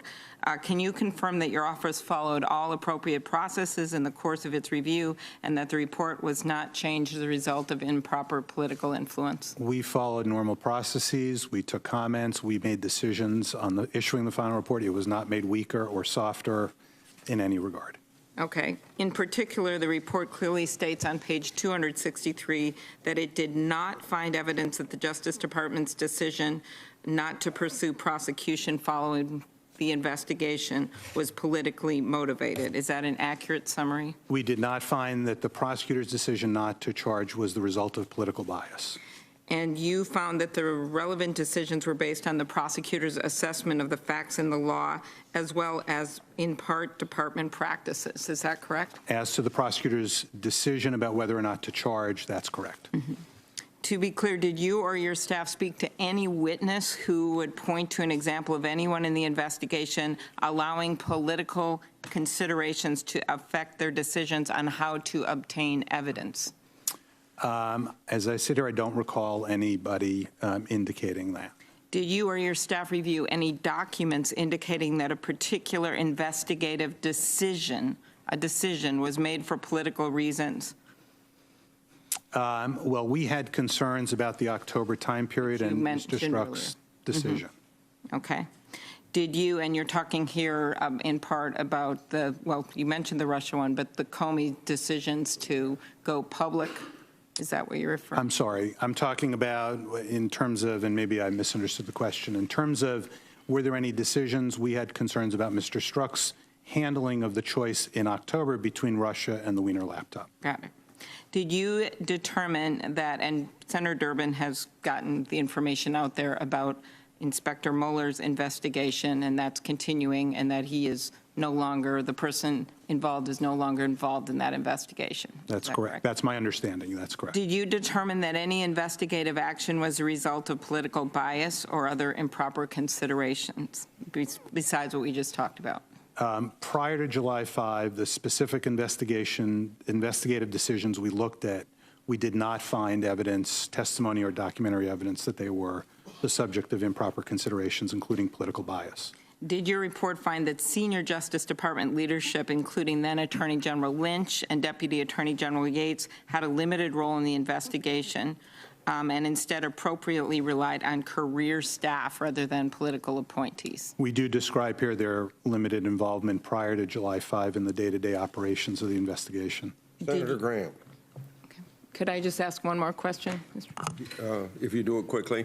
Did you find that the department's decision-making in this case was consistent with its approach in other circumstances in terms of investigation? We found the prosecutors described to us their process and that, in fact, that is what they base their decisions on. Thank you.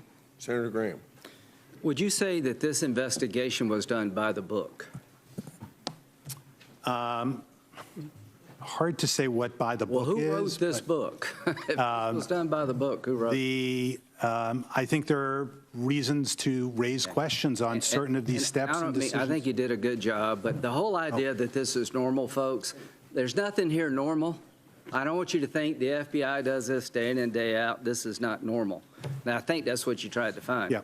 Do you believe it's pretty clear to everybody in the country by July the 5th that Donald Trump was the presumptive nominee of the Republican Party? That's my recollection. And from the text, it's pretty was on the clear. 18th. Yeah. Right. And the texts, I think, reflect that as well. Okay, I'm going to read this text message from Page to Strzok on August the 8th, after he'd gotten the nomination. She says, Trump's not ever going to become president, right? Right?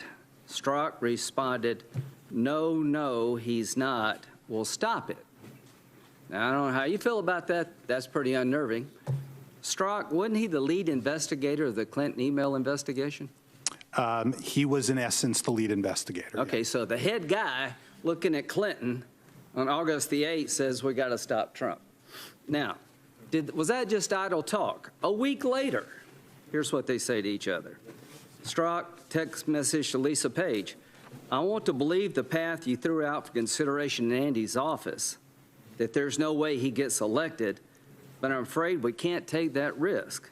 It's like an insurance policy in the unlikely event you die before you're 40. Now, that's a week later. Who's Andy? Our understanding, it was Andy McCabe, the deputy director. So you got the deputy director meeting with the lead investigator of the Clinton email investigation, and Miss Page, who's involved somehow, meeting in Andy's office discussing taking out an insurance policy to make sure Donald Trump doesn't become president? Is that what you're telling us? I'll be clear. I can't speak to whether Mr. McCabe was there or not. Did you ask Mr. McCabe? We did. He said he was not. He did not recall. So one of them's lying. So I want you to reopen this investigation and come back and tell us, do you believe Strzok or do you believe McCabe? Because you just told me the deputy director of the FBI says he's not the Andy. Oh, just to be clear, they're talking about a conversation in his office. Yeah. He is stating he does not recall whether he was there or not. And neither of those individuals are putting him in the middle of their conversation. All I'm saying is that the Andy's office where this occurred, he wasn't there. What did Strzok? Did Strzok say he was there? Strzok says he was there. Well, somebody's lying. So anyway, we'll figure that out later. None of this is normal, folks. Let's look at the actual interview itself. How many people were involved in the Clinton interview on July the 2nd? There were, I believe, 6 or 8 people present, but 2 agents conducting the interview. So as I understand it, there were 2 agents and 2 prosecutors. Correct. Okay. Now, this was an email sent in February 2016 from Page to McCabe. Hey, you've surely already considered this, but in my view, our best reason to hold the line at 2 and 2, 2 agents and 2 prosecutors, is she might be our next president. How did you feel about that? We were concerned about it, and we lay out here why we were concerned. Okay, let's keep talking about this interview. One of the FBI agents in the interview said on Election Day to another FBI agent, you should know that I'm with her. Now, her was Clinton, right? Correct. How do you feel about that? Very concerned. Okay, eventually very concerned gets to be enough already. I'm very concerned. You know, I'm glad I don't text an email. That's one thing I'm glad I don't do. But have you ever proved a case by circumstantial evidence, Director Wray? Yes. Well, I'm going to write you a letter and talk about why you should reconsider your findings as to whether or not it affected the investigation. Here's what Miss Page said on March the 4th, 2016. God, Trump is a loathsome human. How do you feel about that? I mean, she's entitled to her opinion.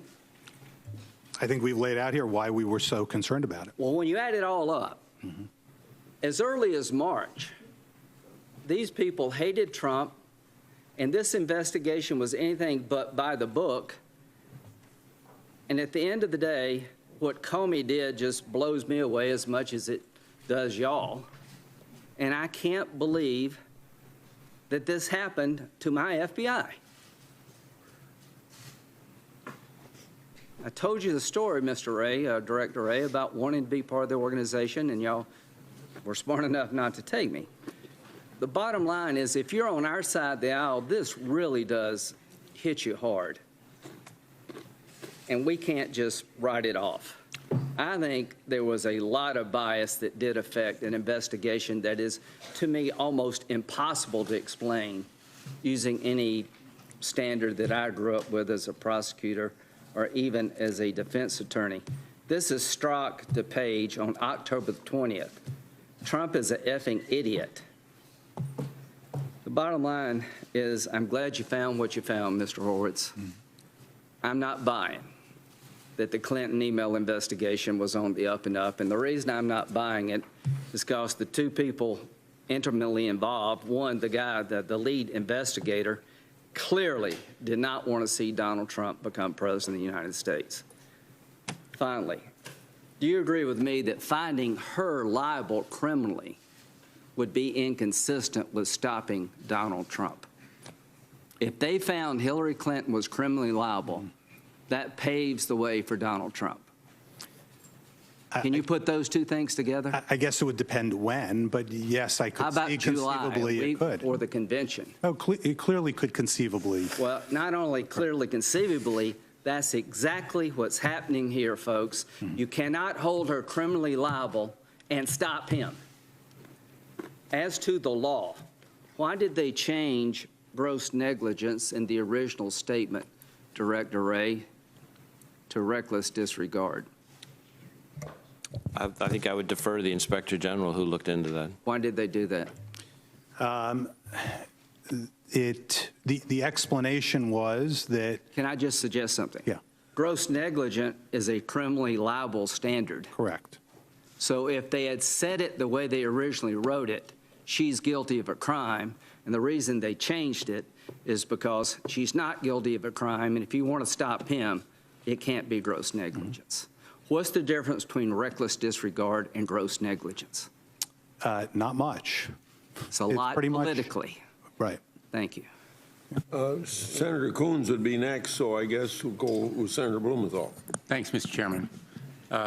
I can't let this afternoon pass, Director Ray, without saying to you how grateful we should all be for the men and women who work for you, who put their lives on the line, whose integrity and dedication to our nation are in no way affected by anything in this report.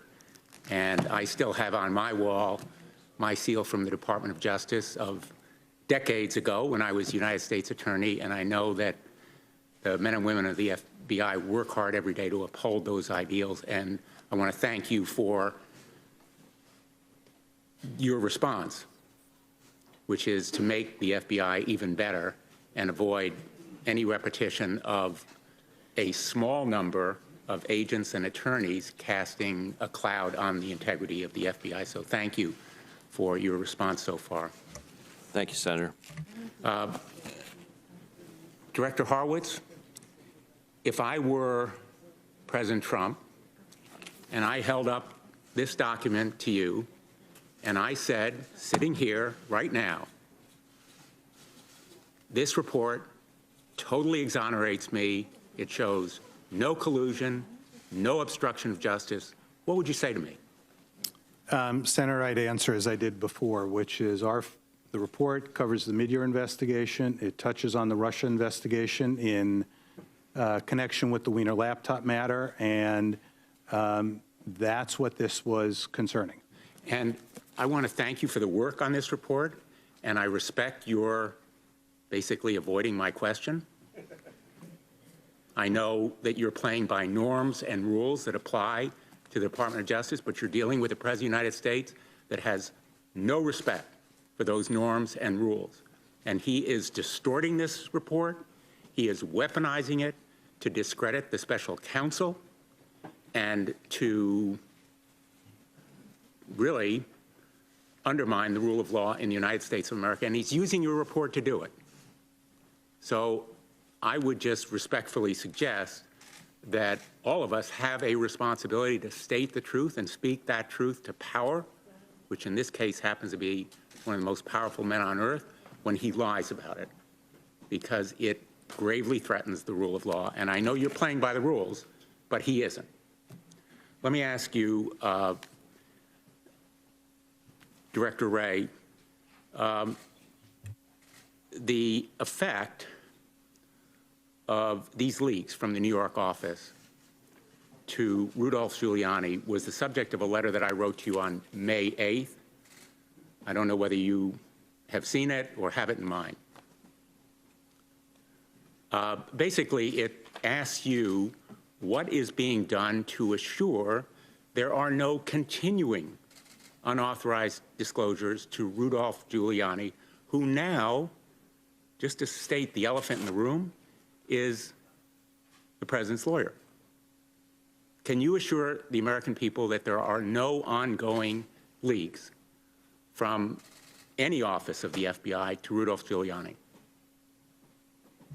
Well, Senator, I'm certainly not aware of any.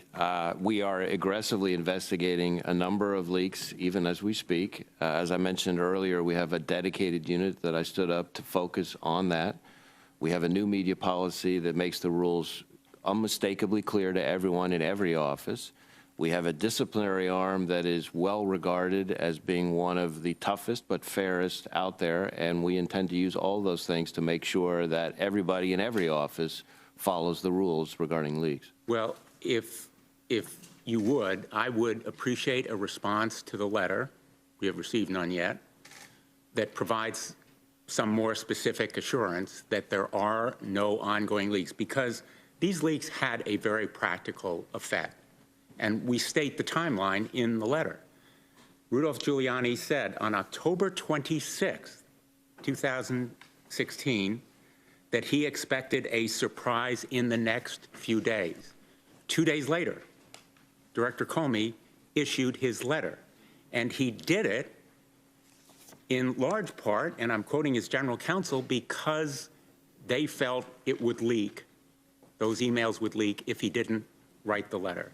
And then Rudolph Giuliani said, when asked about whether or not he knew about the letter, "You're darned right, I did." So the practical effect on Director Comey's decision to do that letter was very, very tangible. I want to go to another impact of the leaks and ask you about them. We now know that Mr. Giuliani was not the only recipient of leaks designed to hurt Hillary Clinton. Representative Nunes recently admitted that FBI personnel secretly informed him in September of 2016 when Clinton emails were found on Anthony Weiner's laptop. He's admitted that fact. And they did it just days after the emails were discovered. So there was a leak to him. The timing and context of this disclosure strongly suggests that the goal was, in fact, of this FBI leaker, to give an outspoken Trump ally politically sensitive and highly secret information to use for political purposes. Representative Nunes appears to have recognized this fact because he never told any of his Democratic colleagues on the Intelligence Committee about it.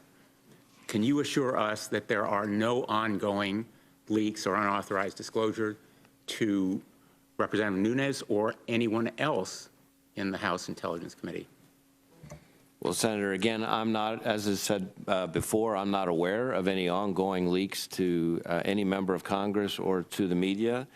And you would take action? I would absolutely, if I was aware of a leak, I would take appropriate action. I don't want to cast aspersions on the New York field office, which I think is one of our best offices.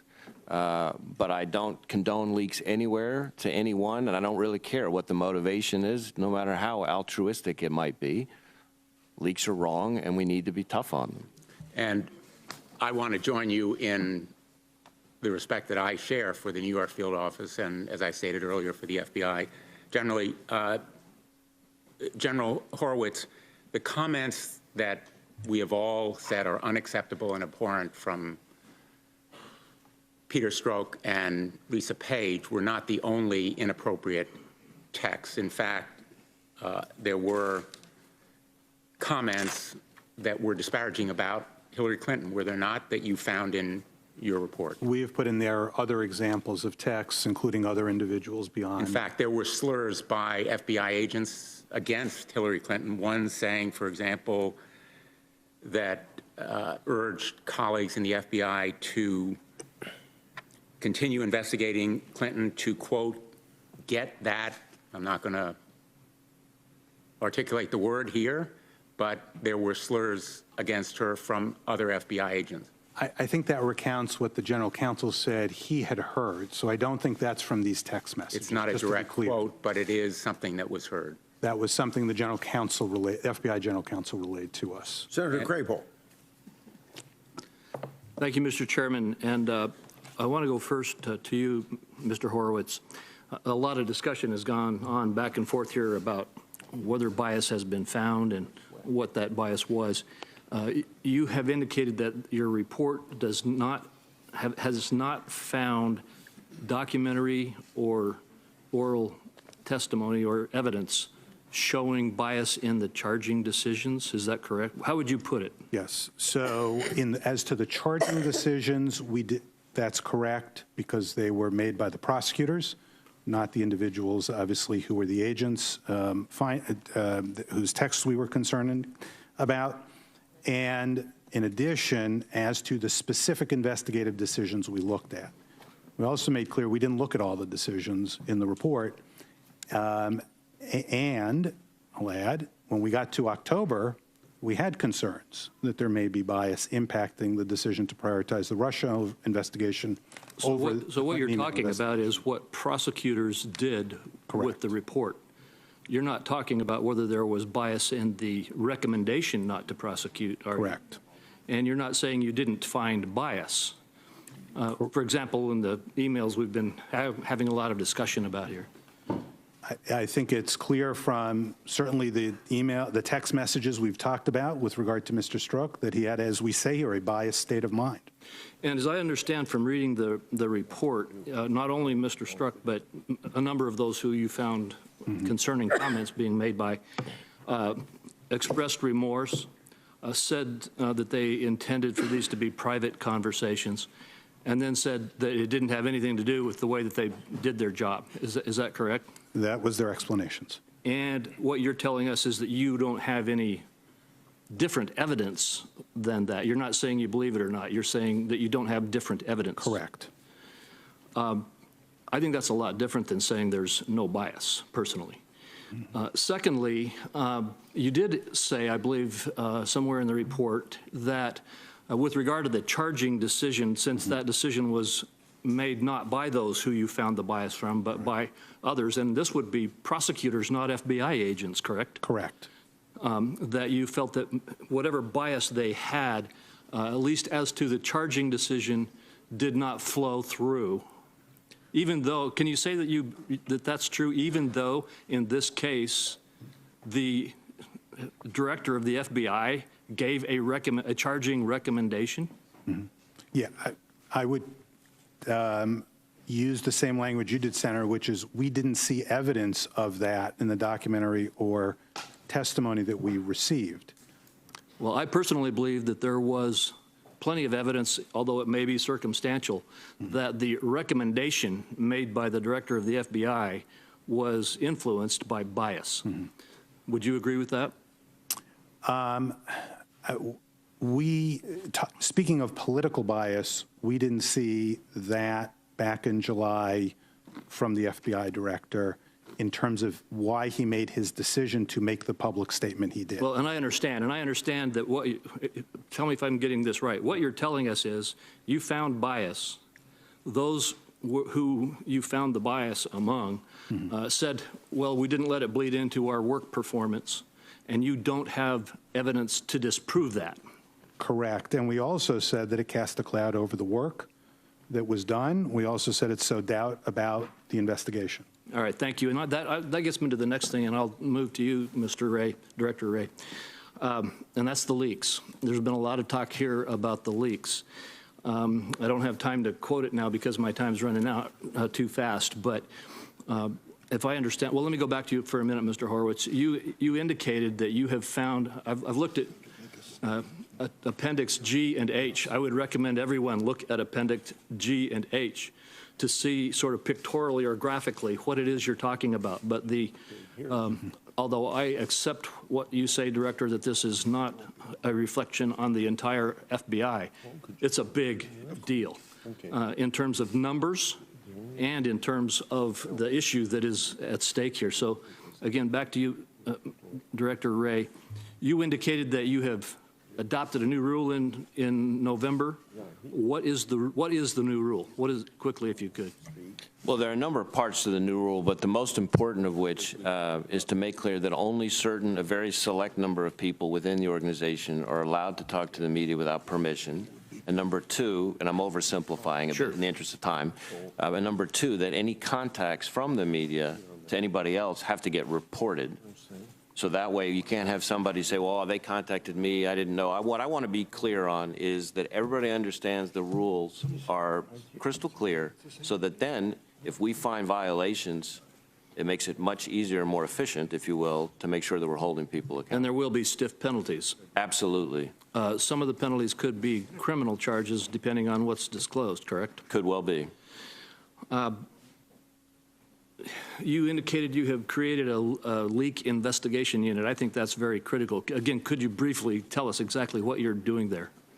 Well, that leak unit, as you alluded to, sometimes leaks are criminal and sometimes they're not. Sometimes they're just awful but not criminal. And so one of the ways in which leaks can be most clearly a concern under the criminal laws is in the context of classified information. And so that leak unit that I'm talking about is really targeted very specifically on anything that has to do with leaks of classified information, mishandling, et cetera. Well, I appreciate that. I would recommend to you that you may want to have a leak investigation unit for non-classified leaks because there are serious problems when those happen as well. With the time I've got left, I think I'd like to change topics once more and go back to the meeting between Hillary Clinton and between Bill Clinton and Loretta Lynch on the tarmac in Phoenix. And Mr. Horowitz, you indicated, once again, I think your language was that, well, you indicated that the meeting was not an accidental meeting, but unplanned. Correct. Is that correct? Correct. How do you know it was unplanned? Based on the records we reviewed, at least from the Attorney General side. Yes. Is what we were speaking to. We didn't see any evidence, as you would expect to see through the Attorney General's details, security, et cetera, that was about to occur. I obviously don't have authority or access over other records, and I rely on what we were told by the witnesses. Well, that's kind of what I'm getting at. It's sort of the same thing with regard to the witnesses who you identified who had bias. They said, well, we didn't really express that bias. And what you're saying here, isn't it, is that you haven't got the evidence as to whether it was planned or not? We have, what I would say is from the Attorney General's side of it, based on the reactions of the staff, how it played out, it appeared to us that they didn't have any reason to think there was a plan for a meeting. Well, some of us think it's quite coincidental, if you will, that the Attorney General and the former president would both end up in the same place on the tarmac in Phoenix. My time is run. Thank you. Yeah, I would just to explain that a little, there is a, as you know, discussion in here, and I encourage folks to look at that and see how that meeting played out, particularly with the staff. All right. Thank you. Director Wray, would you agree that there is that this report has no bearing on whether the FBI is capable of conducting its role in the Mueller investigation? I don't think this report speaks to the special counsel investigation. Thank you. And then General Horowitz, this past December, 6 months before the IG, your report was released, the Justice Department invited a group of reporters in to view the text messages that have been discussed here from the two FBI agents. And I'm concerned, I think many of us are concerned about what seems to be a selective disclosure of parts of the report at that time. It is clear that at that time, at least the investigation had not been completed, and therefore the disclosure of parts of the report were without the public having the full context of the findings of the report. Do you believe that to be, that press conference holding it when it was held, to be atypical of the department's practices as it relates to revealing information to the public? Frankly, I don't have all the details of how that occurred. I know, in fact, it did occur. We made clear we were not consulted beforehand.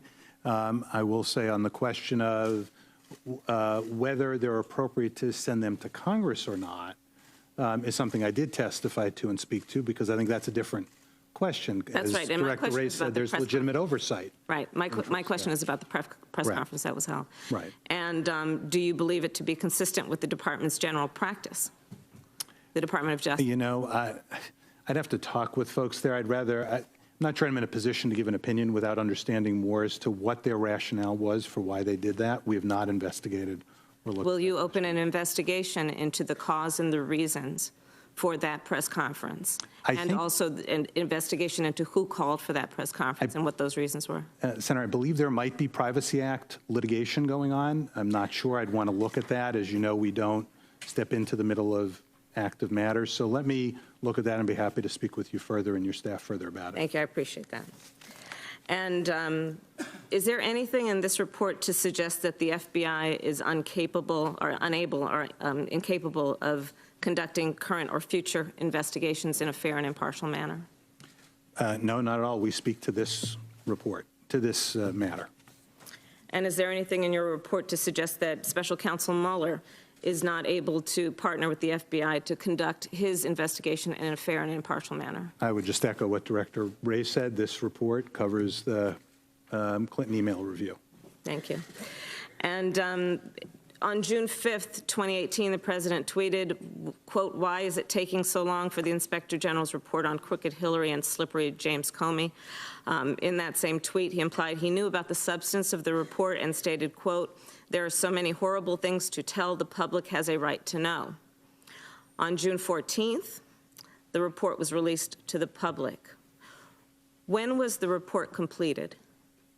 The report's completed when we release it. Just the same day that it was released? The day we, as per usual practice, the day before the report is released publicly, we provide it to the department and, in this case, the FBI. Did you provide it to the White House? We do not do that. Did you direct that it should or should not be We don't with the White House? direct the department. The department has to make that conclusion. The FBI has to make that conclusion. Every report is different and stands on its own, and we've had instances, as I could testify to, in terms of, for example, Fast and Furious. There was disclosures to the White House about it for various reasons. That can be there can be a basis to do it. I think it's something you'd have to direct to the department for an answer. And was the report completed then? I think you've said this, but I'd like clarification.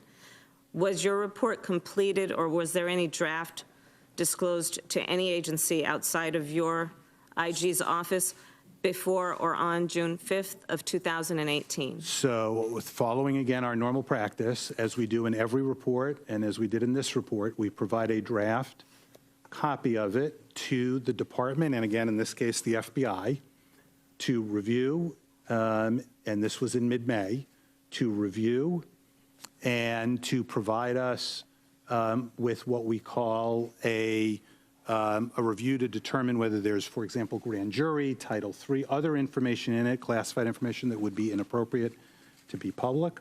In fact, in this case, there was, and at our request, the department went to court and got unsealing orders so that what you see here is unredacted and full. When you shared that information in May, did it include your findings?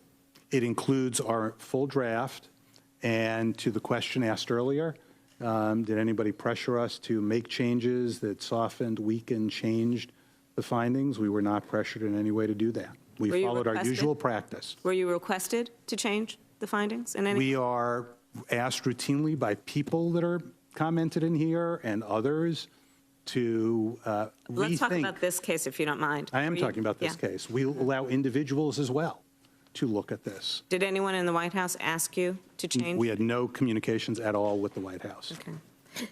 And then Director Ray, you've talked, many of us have talked about the duties and responsibilities and ethics of a prosecutor. I appreciate that you are enjoying not being a practicing lawyer anymore. But I'd like to ask you, the report aptly notes that, quote, criticizing individuals for conduct that does not warrant prosecution is something that the department simply does not do. As a former prosecutor, as a citizen, as the director of the FBI, do you agree that when Director Comey concluded that Secretary Clinton's conduct did not amount to a prosecutable offense, that he should have refrained from making any public critique or commentary? Well, Senator, as I said earlier, I think the policies the department has governing commenting publicly about uncharged conduct are there for a good reason. In addition to having been a prosecutor, a line prosecutor, the head of the criminal division, I've also been a defense attorney, so I've also had clients that are impacted by those policies and norms, and I think those policies and norms are there for a reason, and I would expect to follow them. Great. And I appreciate the point you made earlier about the new policies that you've put in place, and I join the comments made by many of my colleagues in praising and thanking the men and women of your agency for the work that they do. And much of that work has happened with local law enforcement in California, and on behalf of them, I thank you for that. Thank you.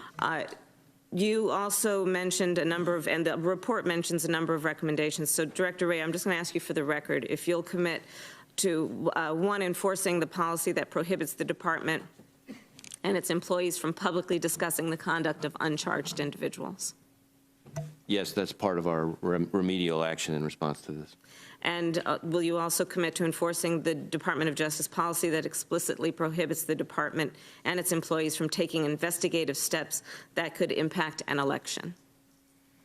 Well, I think we would follow department policy on that, and I would expect our folks to. My understanding from the Inspector General's report is that there may be room for the department to be a little more clear about exactly what that policy is. Mm-hmm. There is a pretty long-standing norm that applies to it, but whether the policies themselves are clear enough, I think, is up to debate, and I think we would work with the department and follow whatever the policy is. Thank you, and then if you could follow up with the committee, that would be great. Thank you. I have nothing else. Senator Kennedy.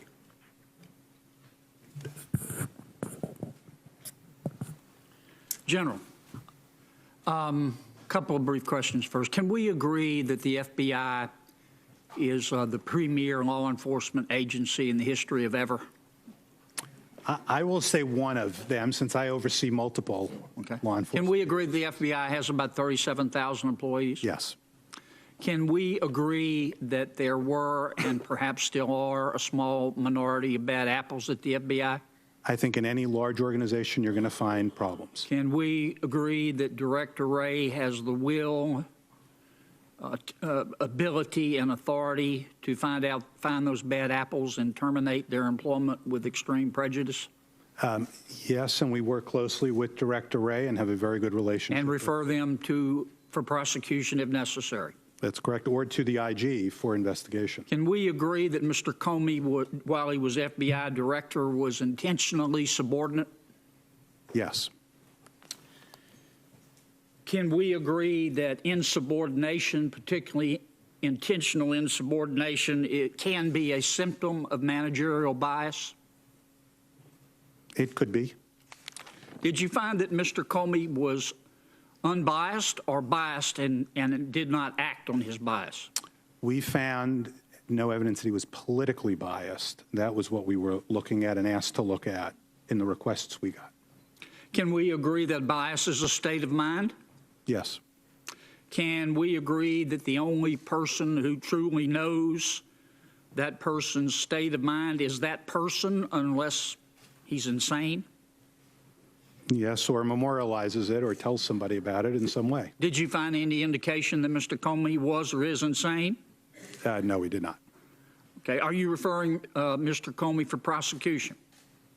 There is no referral here as to him. Could a U.S. attorney who might have jurisdiction decide to prosecute?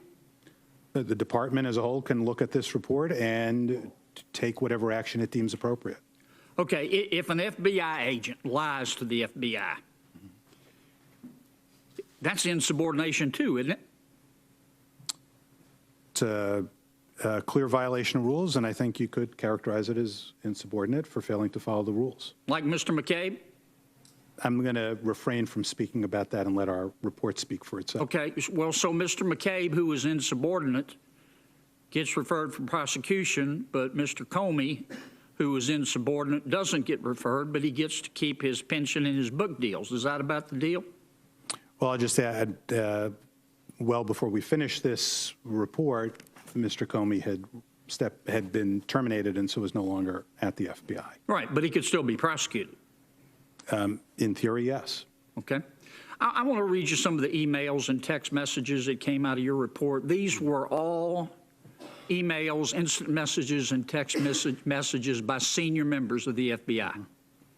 They were involved in the Clinton email investigation, the Russian investigation, the Mueller investigation, and in some cases, all three. 8/16/2015, Peter Strzok, quote, Bernie Sanders is an idiot like Trump. 2/12/2016, Lisa Page, I'm no prude, but I'm really appalled by this, so you don't go looking in case you haven't heard. Trump called him the P word. The man has no dignity or class. He simply cannot be president. 2/12/16, Peter Strzok, oh, Trump's abysmal. I keep hoping the charade will end and people will just dump him. The problem then is Rubio will likely lose to Cruz. 3/3/16, Lisa Page, God, Trump is a loathsome human. 3/3/16, Peter Strzok, oh my God, Trump is an idiot.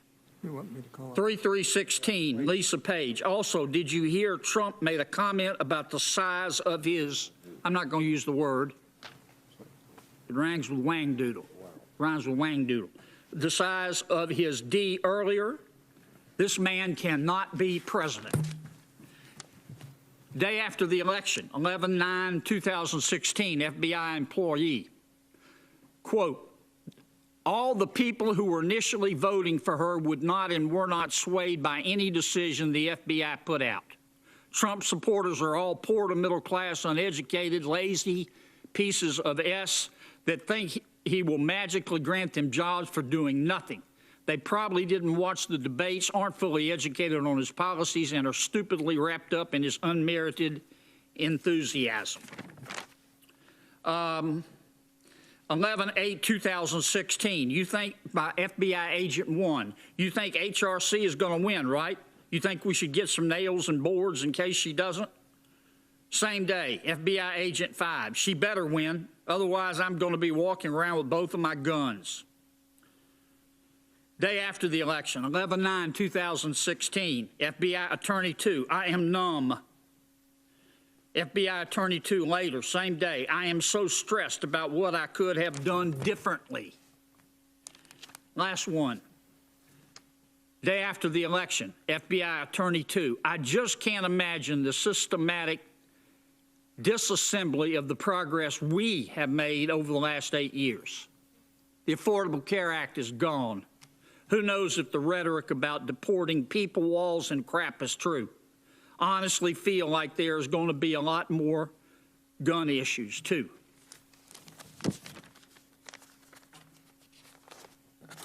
General, do you believe in the Tooth Fairy?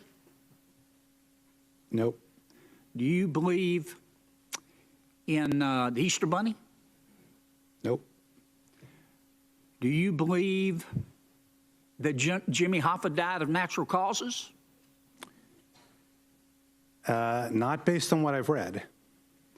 Do you honestly believe that the American people are going to look at this report and look at those emails and not believe that there was bias and people acting on bias and that the fix was in at the FBI? I completely understand the concern, Senator, and that's why we've laid all this out here, and that's why we found that it impacts the credibility of the handling of the investigation. And what we say here is not, as Senator Crapo mentioned, which is that there was no bias, but rather what we were asked to look at was whether the specific decisions we reviewed were affected by bias. And those particular decisions here that we're talking about were decisions made mostly by the prosecutors, not by any of the individuals you just indicated there, and where there was that concern, which was in October, where Agent Strzok was in fact a decision maker. It's precisely why we found the concern we found. Let me stop you, because if I go now, I can get in one more question. Go ahead. Your classified index. Yes. Does it contain or discuss an email that refers to a conversation allegedly between Attorney General Lynch and a person by the name of Amanda Renteria? I'm not sure what I can say about that publicly, given the matter's classified. So I would ask you if I can get back to you on that. I'm hesitant to say anything in the public forum about that. Would you allow our chairman and our ranking member to see the classified index? Oh, absolutely. In fact, what we are trying to do, Senator, is what ended up happening is because of the nature of the information in there, it was classified at such a high level by the intelligence community. We don't make that decision by the intelligence community, that it limited even the members who can see it, as well as the staffs. And what we're doing right now is, and I asked the Deputy Attorney General's office to help facilitate this, is to go back to the intelligence community and let us know how we can address whatever caused this to be classified at that high level, so that we can make sure that we can write it at a level and get it to the members, including as to the question you raise, promptly. And they told us they are doing that. We very much want the committee to see this information. Yours was a very professional report. Don't agree with all the conclusions, but I want to thank you for that. I appreciate it. Thank you, Senator. Senator Whitehouse. Thank you, Director Wray. Thank you for sticking up for your organization. And Inspector General Horowitz, thank you for the thoroughness with which you discharged your duties here. I want to go back to something that's been touched on here because I really want to hammer it home. There are prosecutors and investigators all over this country who look up to you, who looked up to Director Comey, and who take a lesson from what they see. When I heard Director Comey extemporize derogatory investigative information about an uncharged person, I was stunned. Director Comey, you've said that the rules against that are there for a reason. Just to make it perfectly clear, could I ask each of you to say, what is the reason that we do not want prosecutors to be discharging derogatory information about uncharged persons? Senator, my understanding has always been that the purpose behind those rules and norms is that prosecutors speak through charging documents, and that the reason for that is because then the individuals who are charged have an opportunity to have their day in court and defend themselves, whereas public statements about uncharged conduct don't afford that opportunity. They could move over the line into smearing as opposed into proper judicial conduct, proper investigative and prosecutorial conduct. It could. And in fact, even where there is a charged person, do you not disclose derogatory investigative information only through pleadings and arguments, and you would not approve of a press conference just adding in some derogatory investigative information outside of the proper channels of the prosecution? In the charged conduct context, we try very hard to make sure that our public statements stay within the four corners of the charging documents until the case has reached a conclusion, and then maybe we'd be talking about the evidence at trial or something like that. Mr. Horowitz? In fact, as you know, as having been a U.S. attorney,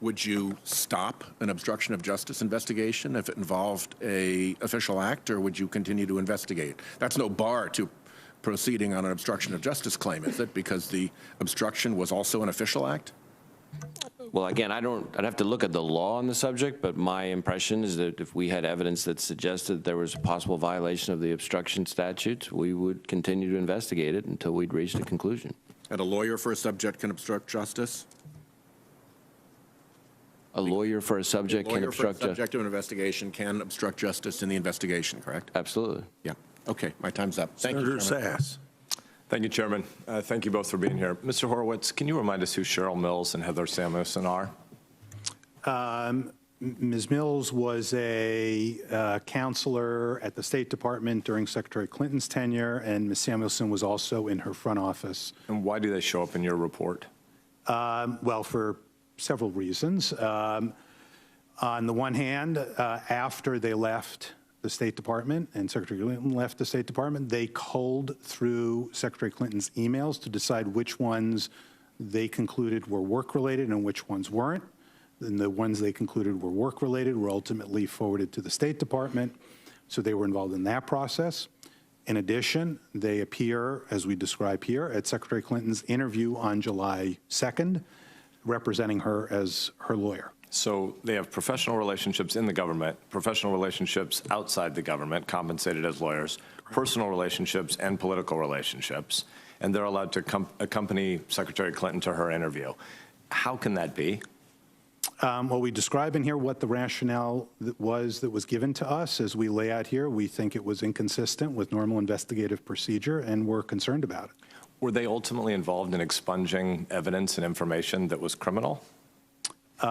They were ultimately involved in instructing individuals to remove, destroy what they had concluded were non-work-related emails. I'll leave it to others to decide what that meant as a legal matter. So were they ever a target of investigation themselves, Ms. Mills or Ms. Samuelson? From our review here, what we were told was that the only individual considered for a potential charging decision was Secretary Clinton. As we noted here, actually nobody was listed as a subject of this investigation at any point in time. Can you think of any other investigation that has no subject of the investigation? I think you probably could have a circumstance. I'd leave it to Director Wray, although in this case where it was a focus, there was a focus of some idea of who was the individual or individuals that were involved in the events. That would be surprising, but again, I would defer to the Director. Director Wray, can you give me an example of any investigation like this where people who are potentially involved in the destruction of criminal evidence would be allowed to accompany a supposed subject of an investigation but not named target subject of an investigation? Any example anywhere like that? It's hard for me to come up with one. It's my experience, subjects don't usually accompany each other to interviews. I asked Director Comey about this in a hearing in, I think, probably spring, summer of 2016 on the Homeland Security Committee, and he said that when you're trying to get information out of a witness who maybe, or a subject, I don't remember the term, the noun he actually used, but when you're trying to get information and you're trying to compel them, and it may take a long time if you have to subpoena them, you would do things like this. Can you think of any examples like that? Well, again, I've already testified to my experience. I'm reluctant ever to speak in terms of something never, ever happening, because in my experience, there are very few absolutes in this world, but certainly the norm would be what I described. It's truly bizarre. Mr. Horowitz, can you tell us about President Obama's comments on the investigation of Hillary Clinton's emails in the spring and summer of 2016? Yeah, there were several occasions when either President Obama or his press secretary made comments about the Clinton email investigation, and as we describe here, that raised concerns by both the investigative team and the Attorney General and the prosecutors. And as we also describe here, it's one of the reasons cited to us by Director Comey for his belief that he had to, in essence, go it alone and make the announcement he had to make that he made on July 5. I think many of us on both sides of the aisle are concerned about the erosion of norms, about Article 2 officials commenting on ongoing investigations. I think it's a terrible thing in 2017 and 2018. I think it was a terrible thing in 2016. Can you tell us a little bit inside the culture of the Department of Justice? Was there a sense that the President of the United States commenting on an ongoing investigation was a problem? Did the Attorney General's office know that this was a problem? It was a concern. We describe in here in detail what the reaction was, which was surprise and concern. And in fact, the Attorney General and the Justice Department reached out to the White House to find out how did this occur, why did it occur, and that it couldn't continue to occur. And that's General Lynch, I assume, at that time. That's correct. And so General Lynch then would seemingly be a person who wants to guard the integrity of these norms, and yet she's meeting with the former President of the United States, the husband of someone being investigated, even if not named as a subject. And once she had crossed this line of having sat on the tarmac with President Clinton, what steps did she then take? So at that point, she went to the department ethics officer for a ethics opinion whether it required her to recuse, which, as you know, is one step, but there is two parts. There is the mandatory recusal, and the laws are very, I'll call narrow as to that. There's also the permissive recusal provisions, but she went and got an opinion as to whether she was required to recuse. She decided that she would not recuse on the permissive basis. And then publicly announced on July 1st what her role would be going forward. And as we describe here, we found it confusing and unclear what she was telling the public her role would ultimately be, because on the one hand, she was saying that she, following her normal practice, would hear the recommendations and fully intended to accept the recommendation. On the other hand, was saying she would accept the recommendation. So not clear what that meant, since there are potential conflicts between those two. Not clear to the Bureau, not clear to the prosecutors who are supposed to be making these decisions, and not clear to the public and to the press. Correct. Shifting gears, I only have a little bit of time left. Director Wray, you've said you're going to institute new training about leaks inside the Bureau. Kudos, thank you. It's clearly necessary. Can you give the layman summary on what individual FBI officials and FBI agents are allowed to talk to the press about, when and why? It's hard to put it all in one thumbnail. Certainly there are things like got to stick within the charging documents, as we talked about before. Wouldn't talk about ongoing investigations publicly. But I think there are situations where we would talk about, an arrest that's been made, for example. You often see an SAC in a field office do a press conference together with partners announcing an arrest. So those are some of the kinds of situations. But the reason we've had a very specific, very detailed policy is to make sure that everybody understands what those rules are. And one of the things that's clear to me is that now, having put the new policy in place, we need to pound home the importance of following that policy. I want to be in a situation where everybody in our organization understands exactly what the rules are, so that A, the 99.9% of them that follow them, and B, the remaining percent, it's very easy to pursue an appropriate investigation and discipline if that's what's warranted. The chairman's going to gavel me out, so let me just say, Director Wray, we're glad you're there. Your agency is incredibly important to the American people, and there's been a massive breach of public trust, and it needs to be restored, and I think there are a lot of people pulling for you in your calling. Senator Arano. Thank you, Mr. Chairman. Mr. Horowitz, you just testified just now that President Obama's comments about the Clinton investigation in 2015 caused you concern. So you must be very concerned about President Trump's ongoing comments about the current Mueller investigation, including his thoughts about his pardon powers. What I said was, as we laid out here, the comments of President Obama at the time were of concern to the people doing the investigating. So frankly, what we were looking at is what individuals told us. I'm not going to speak to what the reaction would be in the FBI or elsewhere with regard to current concerns. Frankly, the director can speak to that question better than I. So, Director, Do you have concerns about the President Trump's ongoing comments about the Mueller investigation, including his use of his pardon powers? Senator, there are an awful lot of opinions being expressed out there on an awful lot of topics about our work. What I try to make sure our folks are focused on is the work itself and following the rules. And I will add that there's a reason why I always say that we are going to do our work independently and objectively, no matter who likes it. Thank you. That's very reassuring. Unfortunately, these kinds of ongoing comments do sway the public. When Director Comey came before this committee on May 3rd, and he was fired on May 9th, some of us on this committee, including myself, questioned why he made all those derogatory and highly prejudicial comments about Hillary at his press conference in July. So, Director Wray, I want to make sure, commenting publicly about unchargeable conduct is not FBI policy then or now, correct? Senator, I'm not aware of any policy that permitted it at the time, but as I said, we're working on policies to make even more clear things that may have been less clear before. Good, thank you. Mr. Horowitz, I'd like to follow up on your answer to Senator Graham about the difference between gross negligence and extremely careless. You said it was just a political difference, but that's not true. There's a legal difference. In fact, you spent a few pages of your report explaining the difference, and you made clear how unified the team, your team, was on its early decision, or the FBI team, was on its early decision that there was no evidence that Senator Clinton intentionally or willfully mishandled classified information. And if she had, that would be what they would have considered gross negligence. So your answer to Senator Graham made it sound as if the determination that Senator Clinton did not have the requisite intent necessary for a criminal charge was a close call and a late call, but that was not the case.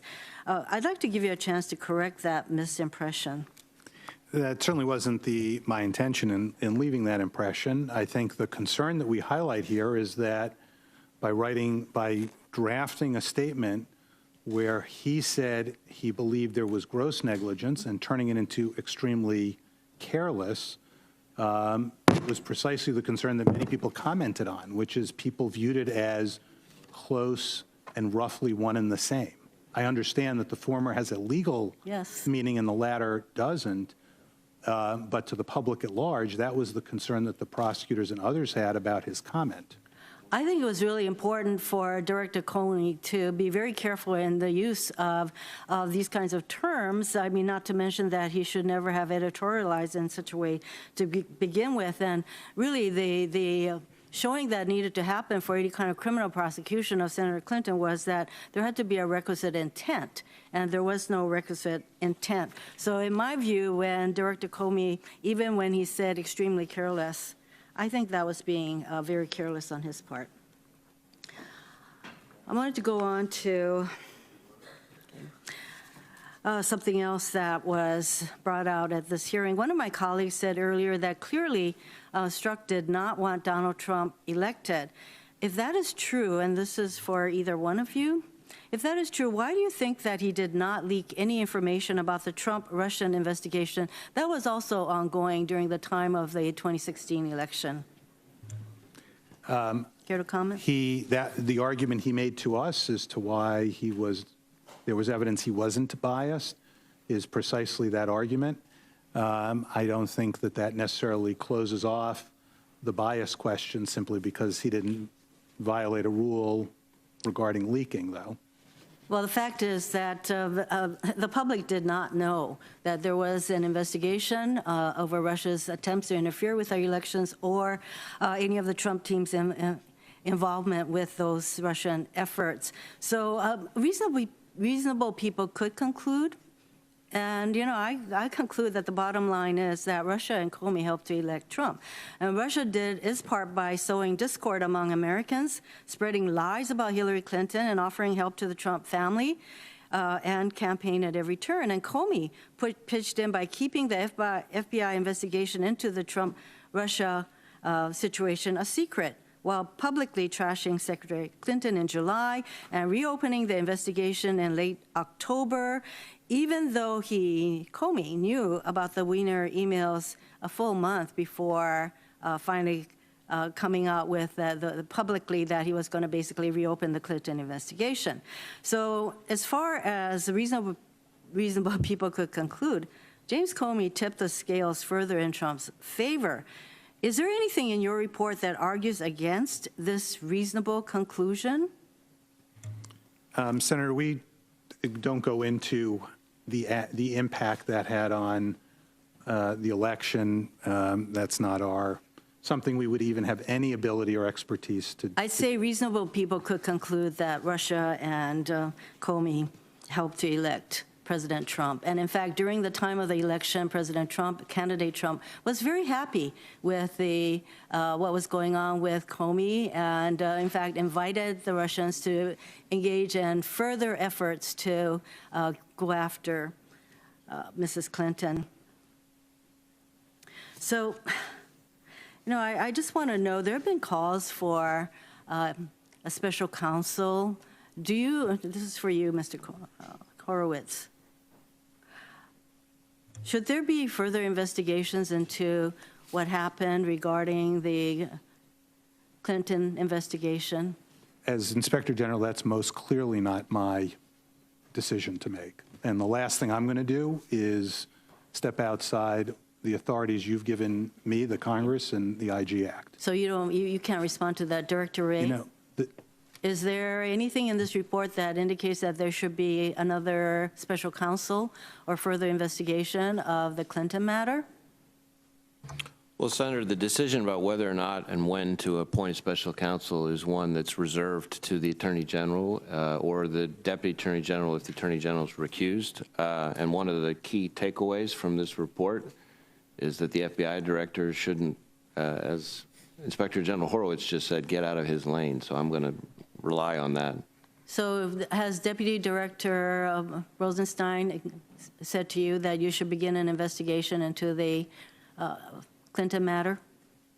Senator, I can't comment on my conversations with the Deputy Attorney General about investigations.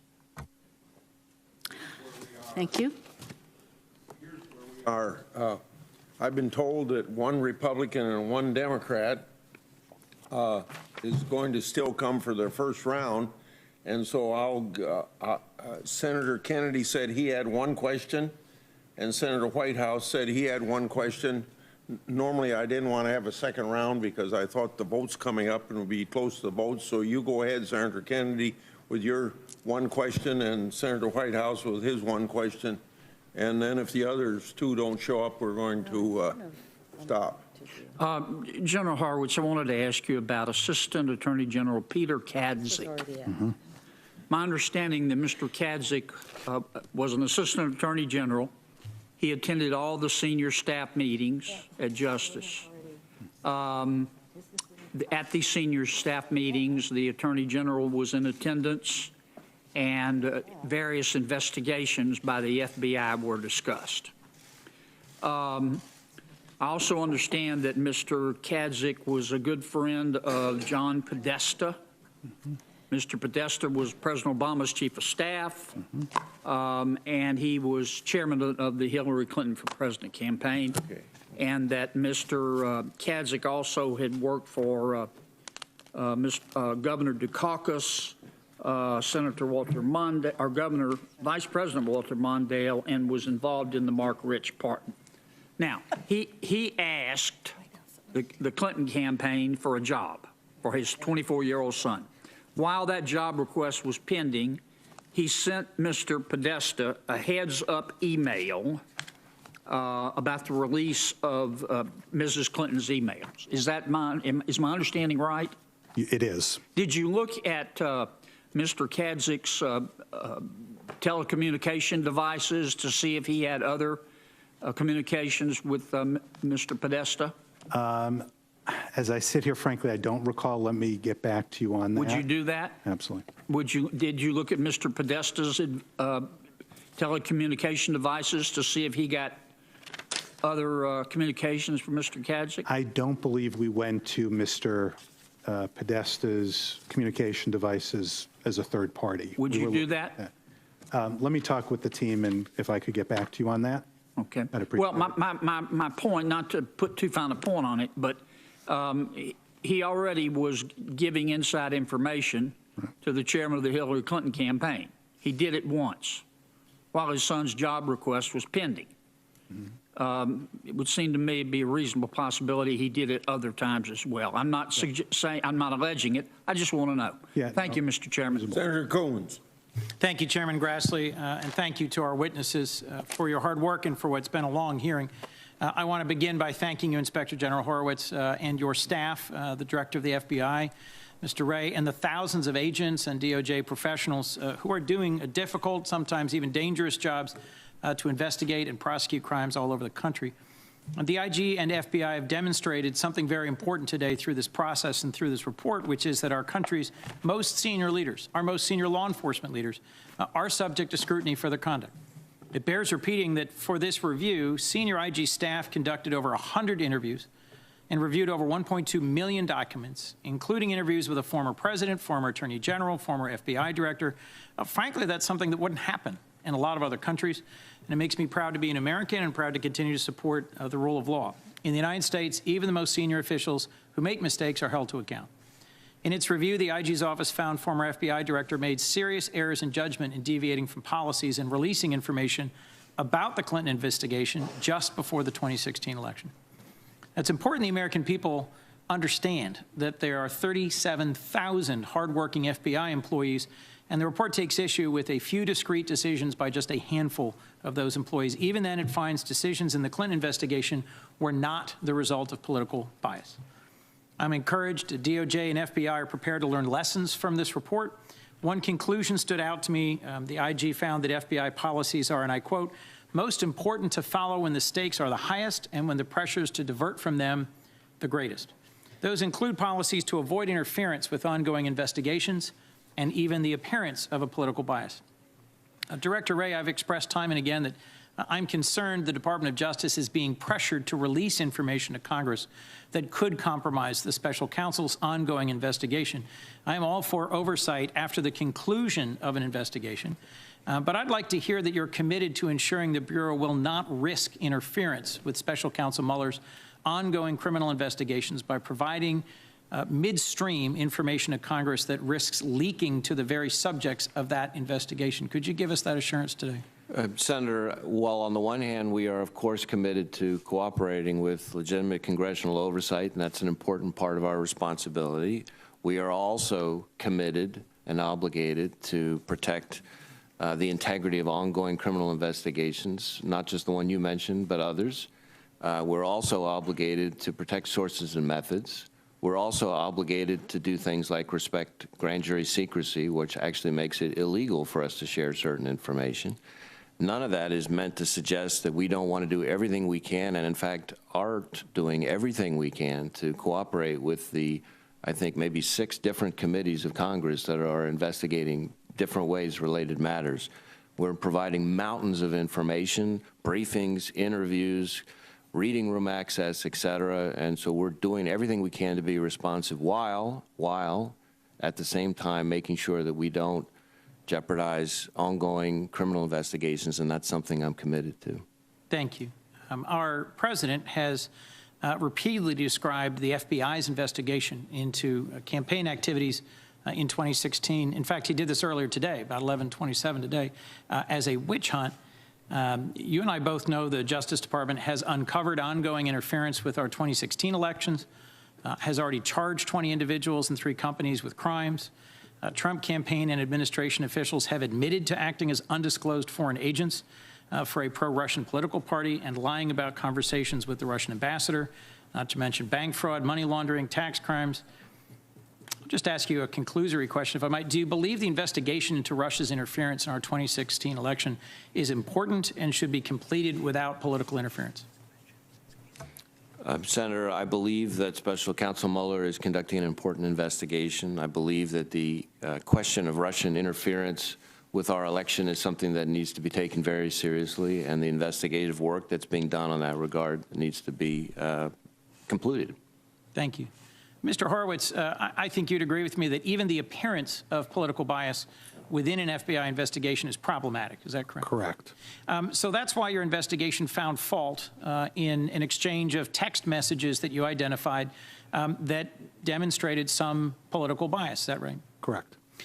So let me just point out, as I did, that our president routinely tweets about ongoing investigations in a way that criticizes them, critiques them, and is an attempt to undermine them. In my view, these remarks are also inappropriate efforts to politicize an ongoing federal investigation. Director Wray, the president's former campaign manager, Paul Manafort, is now in jail. He's been charged with 25 felonies, laundering tens of millions of dollars, committing tax fraud, encouraging witnesses to lie. President Trump has called this very unfair. Should the American people have faith that the Manafort investigation is being handled fairly? Senator, I'm not going to speak for the special counsel's office. What I would say is that I expect all of our employees to conduct themselves professionally and fairly. Does the FBI take the political opinions of FBI agents into account when choosing how to staff an investigation? Have political beliefs ever influenced either your work at the FBI or which agents are chosen for a particular investigation?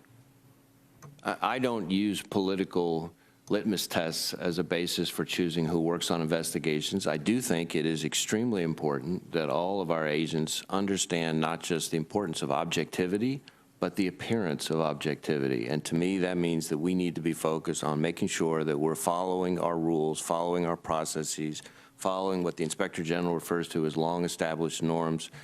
The safe place for us is in process and making sure that we follow the process and that we do that independently and objectively. No matter who likes the result, we'll be okay. But the important thing is to make sure that our process is bulletproof. I couldn't agree more. Mr. Horowitz, President Trump has claimed FBI officials are biased against him and in favor of former Secretary Hillary Clinton. Let me just make sure I've understood this right. In your investigation, did you find the FBI took any investigative step based on political bias against the current president? No, the one area where we were concerned about bias was in the October time period, and the weighing of Agent Strzok between focusing on the Russia investigation versus focusing on the Wiener laptop, and our concern about his decision given the text messages. But did you conclude that that we should have concern about either the initiation or the ongoing conduct of the special counsel's investigation based on those texts? We didn't look at the special counsel investigation as part of this review. Last question to you, Mr. Horowitz. This report seems to vindicate the wisdom of many long-established DOJ policies and practices, the chain of command, the need to strictly comply with recusal. The department policies are in place for a reason, and it was wrong to deviate from them, and it would be wrong to deviate now. Do you agree that ad hoc deviations from established policies and procedures should be avoided? I do, and I think that's partly one of the most important takeaways of this report. Well, I appreciate the hard work you've both done and are continuing to do, and the confidence you are working to restore in the American people that these well-established, long-observed policies and procedures will be followed going forward. Today's hearing is a good reminder of why federal law enforcement and respect for the rule of law in the United States have been and should be the envy of the free world. I know it can be frustrating that we don't know what's happening in the ongoing special counsel investigation, but today's hearing reminds us that that is exactly how sensitive ongoing law enforcement investigations should work. And I'm grateful for your continued efforts to protect the integrity of the FBI, the Department of Justice, and their important work, which makes us all safer. Thank you very much, Don. Senator Cruz. Thank you, Mr. Chairman. Gentlemen, thank you for being here today. These are difficult days in the Department of Justice and the Federal Bureau of Investigation.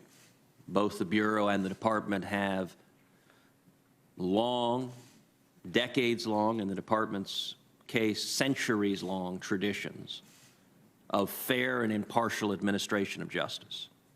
There are thousands of good and honorable men and women that work at the Bureau, that work at the Department of Justice, and yet their integrity has been called into question by misconduct and political bias at the highest levels. On May 3rd, 2017, then Director Comey testified before this committee that he had, quote, never, and never was his words, been an anonymous source in any news matters related to the Trump investigation or the Clinton investigation. He further testified in response to questioning from the chairman that he had not ever authorized someone else at the FBI to be an anonymous source in news reports about the Trump investigation of the Clinton administration. He answered simply and categorically no. Now, in contrast to that, former Deputy Director McCabe has stated that Director Comey was aware of his leaking to the press. Moreover, his lawyer says he has email records that demonstrated Director Comey was aware of his leaking to the press all during the time it was happening. Both of their statements cannot be true.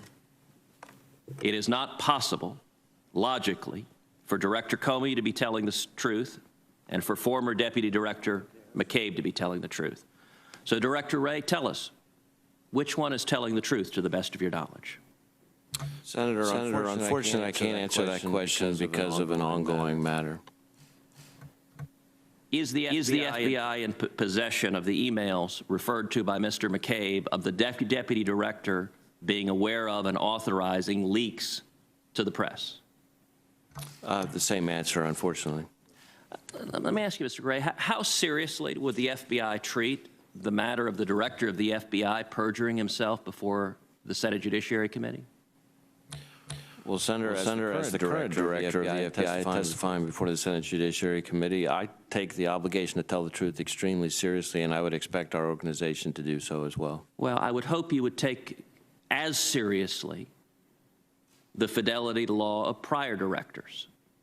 And one or the other is not telling the truth. I don't know which one is telling the truth and which one is lying, but if there are email indicia that either demonstrate Deputy Director McCabe was telling the truth or Director Comey was telling the truth, this committee and the American people need to know. And simply saying an ongoing investigation means we'll never know who lied to this committee. That's not acceptable, I believe, either to this committee or to the American people. One of the central takeaways from the Inspector General's report that's at issue today is the importance of following long-established norms in the department, which includes commenting on pending matters in front of Congress or otherwise publicly. And so I don't believe that it would be appropriate for me, no matter how tempted I might be to answer your question, to deviate from those norms in one of my first acts as director. Director Wray, let me understand which pending matter you're referring to. The Clinton email matter is closed, is that correct? Yes. Well, there's no allegation that this is under the scope of the special counsel. This has nothing to do with Russia collusion or anything else. This is a question of did the director of the FBI perjure himself to this committee? That's not within Special Counsel Mueller's jurisdiction, is it? Whether the director of the FBI, I don't know what's fully within the scope of special counsel. Well, you're declining to answer a question because you say there's an ongoing investigation. I'm trying to understand what investigation arguably covers the emails demonstrating whether or not the director of the FBI committed perjury. And I can't answer that question without describing an ongoing investigation. So it's your position you're not going to describe any investigation, but you'll decline to answer any questions because there might be some investigation that might implicate it? No, what I'm testifying to is that the questions you're asking, I know for a fact, implicate matters that I can't describe without implicating an ongoing investigation. All right, let's shift to Mr. Horowitz. Let's go a little bit deeper into the issue you brought up with Senator Coons about the potential of bias in the investigation. Your conclusion was that the agents involved in the conduct, quote, brought discredit to themselves, sowed doubt about the FBI's handling of the investigation, and impacted the reputation of the FBI. There were approximately 15 full-time agents and analysts staffed on this investigation. Is that correct? I don't, as I sit here, I'm not sure the exact number. It could well have been that number. It was a lot and probably around that number.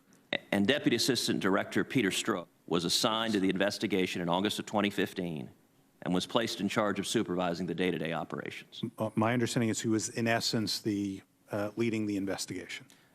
So the agent leading the investigation, is it true that during the period of the investigation in late 2015 and in 2016, when Mr. Strzok was in charge, he used an FBI device to call President Trump a, quote, effing idiot, although I don't believe he abbreviated it, a loathsome human, and a disaster. Correct. Did he also say multiple times that Donald Trump, quote, cannot be president? Correct.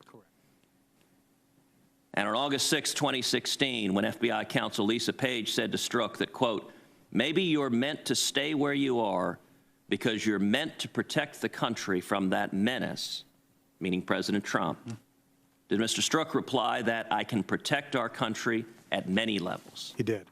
And 2 days later, when counsel Lisa Page asked Mr. Strzok whether Donald Trump would ever become president, did Strzok reply, quote, no, he's not, we'll stop it?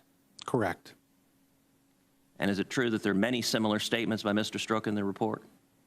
That's correct. And indeed, you could go on to August 15, 7 days later, which was of concern to us as well, referencing an insurance policy. Now, according to the report, beyond Mr. Strzok and Lisa Page, there were at least 3 other FBI employees involved in the Hillary Clinton email investigation that showed animus. For example, they called President Trump an effing idiot, again, and they called his supporters a slur for the intellectually disabled that I won't repeat in this committee. Is that correct? That's correct.